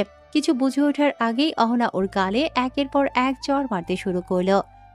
আরাফ এক মুহূর্তে হতভম্ব হয়ে গেল। ব্যথা পেয়ে মুখ ঘুরিয়ে নিলেও কিছু বলল না। আগে ভাবতো মেয়েদের নরম হাতের চড় হয়তো মজার, কোমল, কিন্তু আজ বুঝলো মেয়েদের নরম হাতেও আগুনের মতো জ্বালিয়ে দিতে পারে, বিশেষ করে যখন সেই হাত ভালোবাসার মানুষটির হয়। কেন এমন করছে অহনা, আরাফ খুব ভালো করেই জানে। গতরাতে অহনার ছোট বোন পালিয়ে বিয়ে করেছে, আর সেই পালানোর পেছনে ওরই হাত ছিল। ওর বোনকে আরাফই সাহায্য করেছিল সবকিছুতে, গাড়ির ব্যবস্থা, জায়গা ঠিক করা, এমনকি সাক্ষী হিসেবেও ছিল সে। চারপাশে তখন ভার্সিটির সবাই থমকে দাঁড়িয়ে গেছে। ছাত্রছাত্রী, এমনকি পাশের বিভাগের কিছু স্যারও থেমে তাকিয়ে আছে দৃশ্যটার দিকে। আজ পর্যন্ত যত দুষ্টুমি করুক না কেন, কোনো শিক্ষক বা ছাত্র কখনো ওর গায়ে হাত দেয়নি, কিন্তু আজ সবার সামনে অহনা তার গালে চড় মারছে। ও চুপচাপ তাকিয়ে আছে শুধু। আরাফ একটু থেমে গলা নিচু করে বলল, এমন করছো কেন অহনা? তুই জানিস না কেন করেছি? কাল রাতে তুই আমার ছোট বোনকে ভুলিয়ে ভালোবেসে পালিয়ে বিয়ে করিয়ে দিয়েছিস, আমার পরিবারের সম্মান মাটিতে মিশিয়ে দিয়েছিস, তারপরও জিজ্ঞেস করছিস কেন এমন করছি? অহনার কণ্ঠে যন্ত্রণা আর রাগ মিলেমিশে এক হয়ে গেছে। এমন কথা শুনে আশেপাশে দাঁড়ানো কিছু ছেলে যারা আরাফের বন্ধু এগিয়ে এলো অহনার দিকে। কেউ কেউ চিৎকার করে বলল, কে এই ছেলেটা? এই মেয়েটা আমাদের ফ্রেন্ডের উপর হাত তুলেছে। কিন্তু আরাফ হাত তুলে তাদের থামিয়ে দিল। সে চিৎকার করে বলল, কেউ ওর দিকে যাবে না। তারপর ধীরে ধীরে অহনার সামনে গিয়ে গাল পেতে আরাফ বলল, চলো এখন যত খুশি মারো, তোমার মন ভরুক। অহনা কিছুক্ষণ তাকিয়ে রইল আরাফের দিকে। চোখের ভেতর কান্না জমে উঠেছে, কিন্তু ও সেটা দেখাতে চায় না। হাত উঠিয়ে আবার নামিয়ে ফেলল, নিচু স্বরে বলল, তোকে ভালো মানুষ ভাবতাম, আর তুই শেষে এমন করলি। এইটুকু বলেই অহনা ঘুরে সেখান থেকে চলে গেল। আরাফ দেখল আশেপাশের সবাই চুপচাপ দাঁড়িয়ে আছে। কেউ কেউ ফিসফিস করছে। ওর রাগ চরমে পৌঁছে গেল। জানালার রডে ঘুষি মেরে চিৎকার করে বলল, এখান থেকে কেউ যাবে না। সবাই মজা নিচ্ছিলি তো, এখন দেখ কেমন লাগে নিজের উপর পড়লে। ওর চোখ লাল হয়ে উঠেছে, নিঃশ্বাস হারিয়ে কিছুক্ষণ পর কয়েকজন বন্ধু এসে ওকে ধরে ভার্সিটির বাইরে নিয়ে গেল। বাইরে এসে তারা বলল, তুই মেয়েটাকে কিছু বললি না কেন? এত কিছু করলো তোর সাথে, অথচ তুই চুপ। এখন অন্যদের সাথে বীরের মতো আচরণ করছিস কেন? আরাফ কিছুক্ষণ চুপ করে রইল। ওর চোখে তখন একরাশ ক্লান্তি, একরাশ যন্ত্রণা। তারপর ধীরে ধীরে বলল, ওই মেয়েটাকে আমি কিছু বলতে পারবো না, কারণ ওকে ভালো লাগে। এমনকি অহনাকে আমি ভালোবেসে ফেলেছি। বন্ধুরা হতভম্ব হয়ে তাকিয়ে রইল আরাফের দিকে। কেউ কিছু বলল না, শুধু বাতাসে হালকা নীরবতা ভেসে বেড়াতে লাগলো। আরব চুপচাপ আকাশের দিকে তাকালো। নীল আকাশটা আজ কেমন যেন ধূসর লাগছে। মনে হলো অহনার রাগের মধ্যে ওর ভালোবাসারই ছায়া আছে। হয়তো একদিন সে বুঝবে আরব যা করেছে তা কারো ক্ষতির জন্য নয়, বরং ভালোবাসার জন্যই। কিন্তু সেই দিনের আগ পর্যন্ত আরবকে বয়ে বেড়াতে হবে অহনার চোখের সেই আগুন, সেই না বলা কান্না আর নিজের বুকের ভেতর নিঃশব্দ ভালোবাসার ভার। আরবরা বসে আছে ভার্সিটির মাঠে। ঠিক তখনই প্রধান ফটক দিয়ে 3টে গাড়ির কর্কশ শব্দ শোনা গেল। দুটো কালো এসইউভি আর একটা সিলভার রঙের সেডান। ক্যাম্পাসের সেই শান্ত সকালে এই দৃশ্যটা ছিল সম্পূর্ণ বেমানান। ভার্সিটির সব কৌতূহলী চোখগুলো সেদিকে ঘুরলো। গাড়িগুলো এসে থামলো ঠিক আরবদের ব্রেঞ্চ থেকে কিছুটা দূরে। প্রথম কালো এসইউভির দরজা খুলে নামলো সৈকত। তার পরনে দামি ডেনিম প্যান্ট আর টি শার্ট, চোখে একটা সূক্ষ্মতা ছিল। তার ঠিক পেছনেই নামলেন তার কাকা সিরাজ, যিনি শহরের অলিখিত ক্ষমতার খেলায় একজন চিরপরিচিত মুখ। সিরাজের মুখে একটা শীতল হিসেবি হাসি, কিন্তু আসল আতঙ্ক ছড়ালো বাকি গাড়িগুলো থেকে যখন একে একে নামতে শুরু করে কমপক্ষে 20-25টা ছেলে। তাদের বেশিরভাগই পেশিবহুল চেহারা, চোখে হিংস্রতা, আর তাদের হাতে পিস্তল উঁচানো না থাকলেও যা ছিল তা কোনো অংশে কম ভয়ানক ছিল না। ঝকঝকে হকস্টিক, মোটা বেসবল স্টিক আর লোহার রড ওদের সবার হাতে। মুহূর্তেই আরবের আশেপাশের ছাত্রছাত্রীরা আতঙ্কে হয়ে পিছিয়ে গেল। বাতাসটা যেন হঠাৎ ভারী হয়ে উঠল। একটা আসন্ন ঝড়ের পূর্বাভাসে সৈকত এগিয়ে আসতে শুরু করে। তার হাঁটার ভঙ্গিতে ছিল একটা বেপরোয়া দম্ভ। বাকি ছেলেগুলো একটা অর্ধবৃত্তাকারে আরবদের ঘিরে ফেলে। সাজিদ আর রিশাদের মুখের হাসিটা ততক্ষণে শুকিয়ে কাঠ। আরব যদিও তার ভেতরটা ভয়ে কেঁপে উঠল, তবুও সে নিজেকে শান্ত রাখার একটা শেষ চেষ্টা করে। সৈকত এসে দাঁড়ালো একেবারে আরাফের সামনে, দুজনের মাঝে মাত্র কয়েক ইঞ্চি দূরত্ব। সৈকতের চোখে প্রতিশোধের আগুন। সে নিচু চাপা স্বরে বলল, তোকে বলেছিলাম না আমাকে মেরে কাজটা ঠিক করিসনি, আমাকে চিনে রাখিসনি, আর আজ তোকে কে বাঁচাবে? আরাফের কোনো কথা বলার সুযোগ পাওয়ার আগেই সৈকত তার হাতে ধরা হকস্টিকটা সমস্ত শক্তি দিয়ে আঘাত করে আরাফের ডান হাতের উপর। ঠক করে একটা নিস্তব্ধতা ভঙ্গকারী শব্দ হলো। আরাফ যন্ত্রণায় চিৎকার করে ওঠে, হাত চেপে ধরে ছিটকে পড়ে। সৈকত, কি করছিস? সাজিদ আর রিশাদ একযোগে এগিয়ে আসে আরাফের দিকে, কিন্তু তারা আরাফের কাছে পৌঁছানোর আগেই সিরাজের ইশারায় সৈকতের সাঙ্গপাঙ্গরা তাদের উপর ঝাঁপিয়ে পড়ে। পিস্তলধারী দুজন তাদের দূরে সরিয়ে রাখে, আর বাকিরা হকস্টিক আর রড দিয়ে গণপিটুনি শুরু করে আরাফ সহ বাকি বন্ধুদের। আরাফকে সহ আরাফের কাছের বন্ধু সাজিদ আর রিশাদকে বেধড়কভাবে মারা শুরু করে। আরাফের ডান হাত তখন অবশ, তীব্র ব্যথায় সে হাঁটু গেড়ে বসে আছে। সৈকত তখন তার সামনে এসে দাঁড়ায়, তার মুখে এক বিভৎস হাসি। শুরু তো কেবল হলো আরাফ, আমার অপমান করেছিলি না? কথাটা বলে সৈকত একটা লম্বা হকস্টিক তুলে নিল। প্রথম আঘাতটা এলো আরাফের পিঠে ওপর। ধাম করে শব্দটা যেন আরাফের পাঁজর পর্যন্ত কাঁপিয়ে দিল। আরাফ মাটিতে আছড়ে পড়ে, তার ওঠার কোনো সুযোগ নেই। এরপরের 5 মিনিট যেন এক ভয়াবহ দুঃস্বপ্নের মতো। আশেপাশের সকল ছাত্রছাত্রীরা ভয় পেয়ে দূরে দাঁড়িয়ে কেবল দেখছে, কেউ সাহস পাচ্ছে না এগিয়ে আসার। সৈকত যেন প্রতিশোধের নেশায় উন্মত্ত। সিরাজ শান্তভাবে একপাশে দাঁড়িয়ে দেখছিলেন, তার মুখে কোনো ভাবান্তর নেই, কেবল মাঝে মাঝে 1-2টো নির্দেশ দিচ্ছিলেন। সবগুলোকে মার, হাড় ভেঙে ফেল, সবার যন্ত্রণাটা বুঝিয়ে দে। সৈকত তার দলবলকে নিয়ে শুরু করে আরাফকে মার। আঘাতগুলো ছিল সুনিশ্চিন্ত, যেন প্রতিটি আঘাত আরাফের শরীরের প্রতিটি স্নায়ুকে জাগিয়ে তোলার জন্য যথেষ্ট। সৈকত প্রথমে হক স্টিক দিয়ে আরাফের হাঁটুতে এবং পায়ের গোড়ালির দিকে আঘাত করে। উদ্দেশ্য ছিল সে যেন পালাতে না পারে, উঠে দাঁড়ানোর শক্তিও যেন না থাকে। ধপধপ শব্দে আঘাতগুলো পড়তে থাকে। আরাফের পা তখন বোধহীন, শুধু ব্যথার অনুভূতিটা ছাড়া কিছু কাজ করছে না। দুজন ছেলে এগিয়ে এসে আরাফের শরীরের দুপাশে এসে দাঁড়ালো। তাদের হাতে ছিল বেসবল স্টিক। তারা পেটে এবং বুকের পাঁজরে ঘেঁষে আঘাত করতে থাকে। আঘাতগুলো ভেতরের অংশকে নাড়িয়ে দিচ্ছিল। আরাফ যন্ত্রণায় কেবল গোঙাচ্ছে, চিৎকার করার শক্তিটুকুও তার ছিল না। প্রতিটি আঘাতে তার মুখ দিয়ে রক্ত উঠে আসার উপক্রম হয়। সৈকত তখন বেসবল স্টিকটা হাতে নিল। সে আরাফের পিঠের ওপর কাঁধের নিচে ক্রমাগত আঘাত করতে করতে শুরু করে। এই মারটা আমার অপমানের জন্য, হারামজাদা, এইটা মনে রাখবি। প্রতিটি আঘাতের সাথে সৈকত একটা করে কথা বলছিল। আরাফের পিঠ তখন রক্তে ভিজে যাচ্ছে, জামা ছিঁড়ে গিয়ে মাংস পেশিগুলো ফুলে উঠেছে। আরাফের শরীর তখন আর তার নিয়ন্ত্রণে নেই। সে কেবল মাটি আঁকড়ে ধরেছিল, তার চোখ খোলা ছিল, কিন্তু সে কিছুই দেখতে পাচ্ছে না। তার চেতনা কেবল ব্যথার অনুভূতিতে সীমাবদ্ধ ছিল। সাজিদার রিশাদ ও তখন মাটিতে লুটিয়ে পড়েছে, তাদের মাথায় ও হাতে গুরুতর আঘাত। মাঠটা চলল প্রায় 10 মিনিট ধরে। সৈকত ক্লান্ত হয়ে হাঁপাচ্ছে। আরাফের নিথর শরীরটা দেখে তার অবশেষে তৃপ্তি এলো। আরাফের মুখমণ্ডল তখন রক্তাক্ত, জ্ঞান হারানোর ঠিক আগের মুহূর্তের মতো। সে নড়ছে না, শুধু তার দুর্বল স্পন্দনটা জানান দিচ্ছে যে সে এখনো বেঁচে আছে। সিরাজ এগিয়ে এলেন, তিনি আরাফের পাশে এসে দাঁড়ালেন, পা দিয়ে আরাফের নিথর শরীরটা একটু সরিয়ে দিলেন। হয়েছে সৈকত, আর না মারলে তো শাস্তি শেষ হয়ে যাবে। একে মরতে দেওয়া যাবে না, একে মারার চেয়েও বেশি কষ্ট দেওয়া হবে। সিরাজ তার দলবলকে থামার ইশারা করলেন। সৈকত তার সাঙ্গপাঙ্গদের নিয়ে গাড়ির দিকে হাঁটা শুরু করে। যার আগে সে শেষবারের মতো আরাফের দিকে তাকালো, একটা ঠান্ডা হাসি হেসে বলল, আজকে বেঁচে গেলি, পরের বার হয়তো আমার মেজাজ এত ভালো থাকবে না।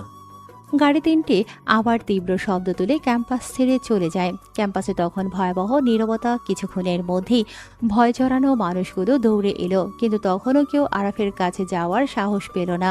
ঠিক তখনই একটা ছায়ামূর্তি ভিড়ের মধ্য দিয়ে বিদ্যুতের বেগে ছুটে আসে। সে আর কেউ নয়, অহনা। অহনা আরাফের আধমরা শরীরটার কাছে এসে হাঁটু গেড়ে বসে। আরাফের ক্ষতবিক্ষত রক্তাক্ত রূপ দেখে তার চোখ দিয়ে যেন আর জল আটকালো না। আরাফ, আরাফ চোখ খোলো, কি হয়েছে তোমার? কিন্তু আরাফ তখন কোনো উত্তর দিতে পারে না। অহনা তখন আর কোনো কিছু না ভেবেই তার জ্ঞানহীন শরীরটাকে দুহাতে জড়িয়ে ধরে। তার সাদা টপস আরাফের রক্তে ভিজে যাচ্ছে। অহনা তখন কেবল অঝরের কাছে আরাফের কপালে হাত বুলিয়ে দিচ্ছে। আমি জানি তুমি ঠিক আছো, প্লিজ কথা বলো আরাফ। অহনার স্পর্শে যেন আরাফের চেতনার শেষ অংশটুকু কেঁপে ওঠে। সে একবার ক্ষীণভাবে চোখ খোলার চেষ্টা করল, কিন্তু পারে না। তার সারা শরীরে যন্ত্রণাটা এখন আর সহ্য করার মতো ছিল না। আরাফ শেষবারের মতো একটা গোঙানির শব্দ করে, তার মাথাটা অহনার কাঁধে এলিয়ে দিল। সে জ্ঞান হারায়। ভিড় তখন শোরগোল করে ওঠে। জ্ঞান হারালো আরাফকে দেখে অহনা আর এক মুহূর্ত দেরি করে না। সে আশেপাশের কয়েকজনের সাহায্যে অতি দ্রুত আরাফকে নিকটস্থ হাসপাতালে নিয়ে যাওয়ার ব্যবস্থা করে।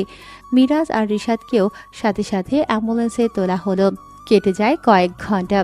আরাফ তখন হসপিটালের আইসিইউতে। প্রতিটি মিনিট যেন একটা দীর্ঘ বছর। বাইরের করিডোরে অহনা একটা চেয়ারে পাথরের মতো হয়ে বসে আছে। তার জামায় তখনও লেগে থাকা রক্তের দাগগুলো যেন এক ভয়াবহ দুঃস্বপ্নের ছাপ। চোখে জল নেই, শুধু একটা তীব্র শূন্যতা। সে বারবার হাসপাতালের দরজার দিকে তাকাচ্ছে, মনে মনে কেবল একটাই প্রার্থনা, আরাফের যেন জ্ঞান ফেরে। দীর্ঘ 4 ঘন্টা কেটে গেছে। হঠাৎ করিডোরে পায়ের শব্দ শোনা গেল। দুজন তরুণ তরুণী দ্রুত পায়ে এগিয়ে আসে। ছেলেটির নাম রবিন, আর তার পাশে যে মেয়েটি, তাকে দেখে অহনার শরীরে মুহূর্তের জন্য শক্ত হয়ে গেল। আনিকাও আছে। অহনা উঠে দাঁড়ালো, তার চোখে তখন গভীর ক্লান্তি আর চাপার রাগ। রবিন আর আনিকা কাছে আসতেই অহনা আর নিজেকে ধরে রাখতে পারে না। তার কণ্ঠস্বরে স্পষ্ট বিরক্তি। তুই এখানে কেন আনিকা? অহনার প্রশ্নটা ছিল তির্যক। সে দ্রুত বলে, তোর জন্য বাবা অসুস্থ হয়ে বিছানায় পড়ে আছে, খবর রাখিস? তুই কেন পালাতে গেছিস? তোর মতো একটা মেয়ের জন্য আজ বাবার অবস্থা খারাপ। আনিকা মাথা নিচু করে থাকে, তার চোখে জল। কিন্তু রবিন দ্রুত এগিয়ে এলো। সে পরিস্থিতি সামাল দেওয়ার চেষ্টা করে বলে, আপু, ওর কোনো দোষ নেই, প্লিজ ওকে কিছু বলো না, দোষ সব আমার। আরাফ ভাইয়েরও কোনো দোষ নাই। আসলে আমি আরাফ ভাইকে বলেছিলাম আনিকাকে এনে দিতে। অহনা ভ্রু কুঁচকে তাকালো। সে প্রশ্ন করে, মানে কি বলছো এইসব? রবিন তখন বাধ্য হয়ে সবটা খুলে বলল। আসলে আরাফ ভাইয়ের জীবনে একটা পুরনো স্মৃতি আছে যেটা উনি কোনোদিনই ভুলতে পারেন না। সিনহা নামের একটা মেয়ের সাথে আরাফ ভাইয়ের বিয়ের কথা হচ্ছিল। মেয়েটা রাজি ছিল না, তাই মেয়েটা সুসাইড করে। সেই ঘটনার পর থেকে আরাফ ভাই ভালোবাসার ব্যাপারে অতিরিক্ত সংবেদনশীল। উনি ভেবেছিলেন যদি আমি আনিকাকে না পাই তবে আমিও হয়তো সিনহার মতো কিছু একটা করে ফেলবো। আমি সত্যি ভালোবাসতাম আনিকাকে আপু, কিন্তু আমাদের সম্পর্কের কথা শুনলে আনিকার বাবা মানে আপনারা হয়তো আমাকে মেনে নিতেন না। তাই আমিও আরাফ ভাইকে অনুরোধ করি আমাদের পালিয়ে যেতে সাহায্য করতে। উনি শুধু ভেবেছিলেন ভালোবাসার জন্য তিনি সব কিছুই করবেন। রবিন থামিয়ে তারপর অহনার দিকে তাকিয়ে একটু হাসার চেষ্টা করে বলল, আর একটা কথা, আরাফ ভাই আপনাকে অনেক পছন্দ করেন আপু, সেজন্যই হয়তো উনি আপনাদের সমস্যাটা নিজের হাতে নিতে চেয়েছিলেন। রবিনের কথাগুলো শুনে অহনা মুহূর্তের জন্য স্তব্ধ হয়ে গেল। তার মনের সব রাগ, সব অভিযোগ যেন এক লহমায় ধূলিসাৎ হয়ে গেল। আরাফ যাকে সে কেবল কিছুটা মাথা গরম ছেলে হিসেবে চিনত, তার ভেতরে এত বড় একটা মানবিক দিক লুকিয়ে আছে। তার বাবার অসুস্থতা বা নিজের বিপদের কথা ভুলে সে অন্য একজনের জীবন বাঁচানোর জন্য এত বড় ঝুঁকি নিয়েছে। অহনা কি বলবে বুঝতে পারল না। সে কেবল আনিকা আর রবিনের দিকে তাকায় একটা দীর্ঘ শ্বাস ফেলল। তার চোখ দুটি আবারও ছলছল করে উঠল। ঠিক সেই সময় আরাফের মা আর তার বোন তারা দ্রুত গতিতে আইসিইউর দিকে ছুটে আসে। অহনা তাদেরকে চেনে না, তবে দেখেই বোঝা যায় তারা আরাফের খুব আপনজন। রবিন বলে এরা আরাফের মা এবং বড় বোন সাবিহা। অহনাকে সেখানে বসে থাকতে দেখে তারা কিছুটা থমকে দাঁড়ালো। আরাফের মা দ্রুত পায়ে এলেন অহনার কাছে। মা, ছেলেটা কেমন আছে? জ্ঞান ফিরেছে? আরাফের মা উদ্বিগ্ন কণ্ঠে জিজ্ঞেস করে। অহনা উঠে দাঁড়ালো, শান্তভাবে উত্তর দিল, না আন্টি, ডাক্তাররা বলেছেন কিছুক্ষণের মধ্যে জ্ঞান ফিরবে, কিন্তু অহনা দ্বিধা করছিল, কিন্তু আরাফের মায়ের উদ্বিগ্ন মুখ দেখে সে আর কিছু গোপন করে না। সে প্রথম থেকে শেষ পর্যন্ত সবটা খুলে বলে। সব শুনে আরাফের মা কিছুক্ষণ নীরব হয়ে রইলেন। সাবিহাও শান্তভাবে সব শুনছিল। তাদের চোখ থেকে জল গড়াচ্ছিল, কিন্তু তাদের মধ্যে কোনো উত্তেজনা বা চিৎকার ছিল না, বরং এক ধরনের গভীর শোক আর প্রশান্তি ছিল। তাহলে তুমি অহনা? সাবিহা ধীরে ধীরে এগিয়ে এসে অহনার হাত ধরলেন। ও, আমি আরাফের বড় বোন সাবিহা। হ্যাঁ। অহনা মাথা নেড়ে উত্তর দিল। সাবিহা অহনাকে আপাত মস্তক দেখল। তার চেহারায় একটা মিষ্টি হাসি ফুটে ওঠে। তুমি দেখতে তো বেশ মিষ্টি। জানো, মার আরাফ তোমার সাথে ওর বিয়ের কথা বলে বাড়িতে। অহনা কথাটা শুনে একেবারে হতচকিত। সত্যি? সে ফিসফিস করে বলল। তার বুকের ভেতরটা এক অজানা আনন্দে কেঁপে ওঠে। এই ভয়াবহ পরিস্থিতির মধ্যে এমন একটা কথা সে আশা করেনি। আরাফের মা এবার এগিয়ে এলেন, তার দুচোখে মাতৃত্বের স্নেহ। হ্যাঁ মা, তোমাকে অনেক ধন্যবাদ ছেলেটাকে এভাবে হাসপাতালে আনার জন্য। আমি তোমাকে বৌমা হিসেবে অনেক আগেই ভেবেছি। আরাফ তোমাকে ভালোবাসে, আমাকে সে বারবার বলেছে। আরাফের মা সাবিহার দিকে তাকালো। সাবিহা মুস্কি হেসে বললেন, তুমি তোমার ঠিকানা দিও, আমরা তোমার বাবার সাথে কথা বলবো। চিন্তা করো না, সব ঠিক হয়ে যাবে। এই অপ্রত্যাশিত স্বীকৃতি আর ভালোবাসায় অহনা বাকরুদ্ধ হয়ে গেল। তার জীবনের সব জটিলতা যেন মুহূর্তের জন্য সহজ হয়ে গেল। সে আরাফের পরিবারের কাছে আশ্রয় পেল। ঠিক এই সময় আইসিইউর দরজা খুলে একজন চিকিৎসক বের হলেন। সবাই দ্রুত তার দিকে এগিয়ে গেল। ডাক্তার সাহেব, কেমন আছে আমার ছেলে? আরাফের মা জিজ্ঞেস করলেন। ডক্টর শান্ত গলায় উত্তর দিল, রোগীর আঘাত বেশ গুরুতর, বেশ কিছু জায়গায় কেটে গেছে, কিন্তু সবথেকে চিন্তার বিষয় ওর শরীরের অনেকগুলো হাড় ভেঙেছে। ডান হাত পাঁজরের দুটি স্থান এবং ডান পায়ে ফাটল আছে। সৌভাগ্যবশত অভ্যন্তরীণ কোনো বড় ক্ষতি হয়নি। সবাই শিউরে উঠে আরাফের মা কেঁদে ফেললেন। ডক্টর বললেন, সুস্থ হতে 5 মাস সময় লাগবে, ওকে সম্পূর্ণ বিশ্রামে থাকতে হবে। তবে আপনারা চিন্তা করবেন না, আমরা আমাদের সাধ্যমতো চেষ্টা করব। এই খবরটা ছিল ভয়াবহ, কিন্তু অহনার মনে আর কোনো দ্বিধা রইল না। সে আরাফের মায়ের হাত চেপে ধরে বলে, আন্টি আমি আরাফের পাশে থাকবো, আমি সব সময় ওর খেয়াল রাখবো। অহনা দৃঢ়তার সাথে বলল।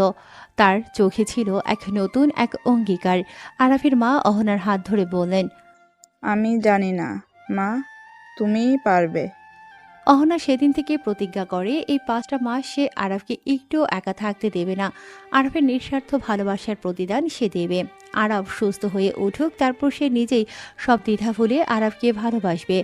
কেটে যায় 1 বছর। বাইরের পৃথিবীতে তখন বসন্তের আগমনী সুর। শুভ বিবাহের বাদ্য বাজছে, কিন্তু শহরের এক পরিত্যক্ত বিশাল গুদাম ঘরের ভেতরের চিত্রটা ছিল সম্পূর্ণ বিপরীত।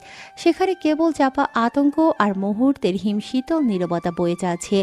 গুদাম ঘরের একমাত্র বাল্বটা মিটমিট করে জ্বলছে। ঘরের মেঝেতে ছড়ানো ছিটানো অবস্থায় পড়ে আছে 20টা ছেলের লাশ, সবকটাই সৈকতের বিশ্বস্ত সাঙ্গপাঙ্গদের। তাদের কারো হাত বেঁকে আছে অস্বাভাবিক ভঙ্গিতে, কারো শরীর থ্যাতলানো, চোখে তখনও লেগে আছে শেষ মুহূর্তের ভয়াবহতা। আর সেই বিভৎস দৃশ্যের কেন্দ্রে মাঝখানের একটি বিশাল মরিচিকা ধরা মাংস ঝোলানো হুঁকের সাথে ঝুলে আছে একটি নিথর দেহ। সেটা সৈকতের কাকা সিরাজের। তার মুখটা বিভৎসভাবে হা হয়ে আছে। রক্তে ভেজা জামাটা নিচে মেঝেতে কালো দাগ তৈরি করেছে। ঘরের এক কোণে একটা পুরনো চেয়ারে বসে আছে সৈকত। তার শরীরটা শক্ত দড়ি দিয়ে চেয়ারের সাথে এমনভাবে বাঁধা যে নড়াচড়ার উপায় নেই। তার হাত পা মুখ সবটাই শক্ত টেপ দিয়ে আষ্টপৃষ্টে জড়ানো। সৈকতের চোখ বিস্ফোরিত। সে তার জীবনের সব থেকে ভয়াবহ দৃশ্যটা দেখছে। তার সাঙ্গপাঙ্গ, তার ক্ষমতার উৎস কাকা সবাই শেষ। সে চিৎকার করতে চাইছে, তার ফুসফুস ফেটে যেতে চাইছে আতঙ্কে, কিন্তু টেপ থাকার কারণে মুখ দিয়ে কেবল গোঙানির শব্দ বের হচ্ছে। তার শরীরটা ভয়ে কাঁপছে। চেয়ারে বসেই তার নিস্তেজ হয়ে যাওয়া উপক্রম। ঠিক তখনই ভেতরের দরজা ঠেলে প্রবেশ করল একটি দীর্ঘ ছায়া। আলো ছায়ার খেলায় সৈকত ভালোভাবে দেখতে পারে না, কিন্তু যখন সে লোকটা সম্পূর্ণ ভেতরে এলো তখন সৈকতের চোখ আরো বড় হয়ে গেল। পরনে লাল শেরওয়ানি, মাথায় একটা কাজ করা পাগড়ি, সেজেগুজে একেবারে বড় বেশে সে আজ হাজির। সে আর কেউ নয়, আরাফ। সৈকতের সেই ভয়াবহ আক্রমণের পর প্রায় 1 বছর কেটে গেছে। সেই আক্রমণের জেরে আরাফকে দীর্ঘ 8 মাস হাসপাতালের বিছানায় কাটাতে হয়েছে। তারপর আরও কয়েক মাস ফিজিওথেরাপি। আরাফ আজ তার নতুন জীবনের প্রথম দিনে দাঁড়িয়ে। এই দীর্ঘ সময় অহনা এক মুহূর্তের জন্য আরাফকে ছেড়ে যায়নি। সে নার্সিং থেকে শুরু করে অনুপ্রেরণা দেওয়া পর্যন্ত সব কিছু করেছে। অহনার নিঃশর্ত ভালোবাসা আর যত্নে আরাফ আজ সম্পূর্ণ সুস্থ। আর সেই ভালোবাসার পরিণতি আজ তাদের বিয়ে। একটু পরেই বিয়ের মূল অনুষ্ঠান শুরু হওয়ার কথা। সব প্রস্তুতি সম্পূর্ণ। এমন সময় আরাফের পুরনো বন্ধু সাজিদেরা খবর নিয়ে আসে সৈকতে পাওয়া গেছে সে গত 1 বছর ধরে গা ঢাকা দিয়েছিল। আরাফ বাড়ি থেকে কাউকে কিছু না বলে, বিশেষ করে অহনাকে কোনোভাবে উদ্বিগ্ন না করে চুপি সরে বেরিয়ে আসে। 1 বছরের দীর্ঘ অপেক্ষার শেষ। তার সঙ্গে ছিল তার বিশ্বস্ত কয়েকজন বন্ধু। প্রতিশোধের আগুন যা 1 বছর ধরে তার বুকের ভেতর দিকে দিকে জ্বলছিল, আজ তা পূর্ণতা পাবে। তাদের কাজ শেষ।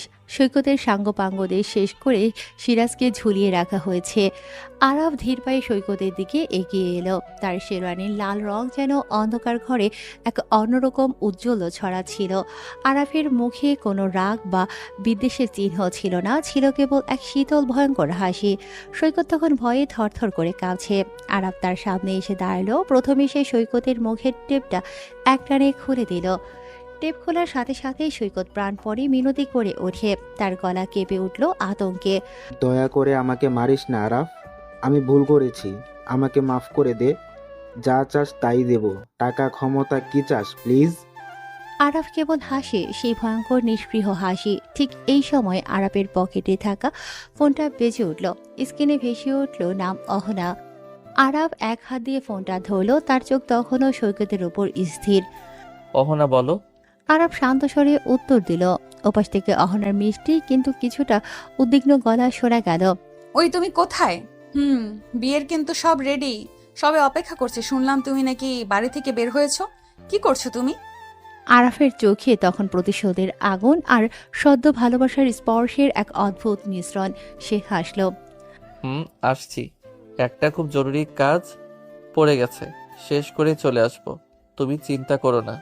আরাফ দ্রুত ফোনটা কেটে দিল। তারপর আবার সৈকতের দিকে তাকায়। তার হাসিটা আরো গভীর হলো। সে নিচু হয়ে ফ্লোরে পড়ে থাকা একটি ধারালো ছুরি তুলে নিল। তারপর বলল, সেদিন আমাকে মেরেছিলে আর বলেছিলে আজ তোকে কে বাঁচাবে।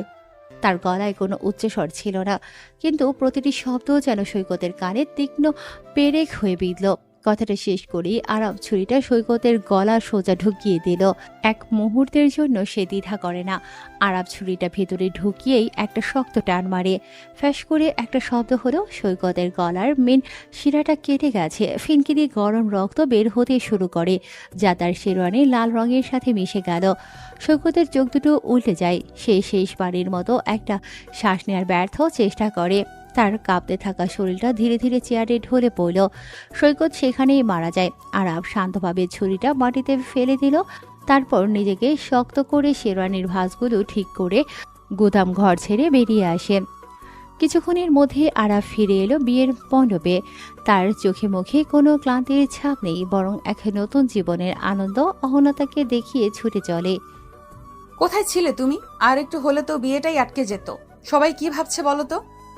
আরাফ কেবল অহনাকে জড়িয়ে ধরে আলতো করে একটা হাসি দেয়, তারপর বলে, একটা কাজ ছিল, আমার জীবন থেকে একটা জঞ্জাল পরিষ্কার করতে গিয়েছিলাম। এখন আর কোনো চিন্তা নেই। বিয়ের আনুষ্ঠানিকতা শেষ হলো। অবশেষে বহু প্রতীক্ষিত বাসর রাত। নতুন সাজানো ঘরটা রজনীগন্ধা আর গোলাপের মিষ্টি গন্ধে ভরে আছে। আরব দরজার সামনে এসে দাঁড়ায়। অহনা তখন নতুন লাল বেনারসি আর গয়নায় সেজে খাটের মাঝখানে বসে আছে।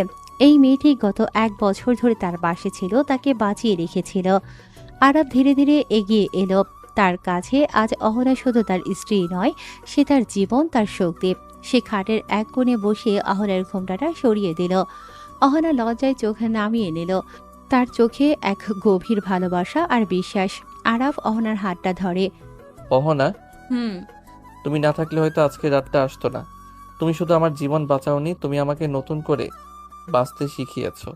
আরাফের গলায় ছিল কৃতজ্ঞতা আর গভীর আবেগ। অহনা তার মাথা তুলে আরাফের চোখে তাকালো, তারপর বলে, তুমি তো আমাকে ভালোবাসার আসল মানে শিখিয়েছো আরাফ। যে নিজের জীবন বিপন্ন করে অন্যের ভালোবাসা বাঁচায়, সে কি করে ভালোবাসার যোগ্য না হয়ে পারে? আরব তখন আরো কাছে এলো। সে আলতো করে অহনার কপালে ঠোঁট ছোঁয়ালো। এরপর তারা আরো গভীরে চলে গেল। এই দর্শক, আরো শুনতে চান? না না না, আর বলা যাবে না। এবার ওদের মতো করে ওদের ছেড়ে দেন, আর আপনাদের মতো আপনারা বুঝে নেন।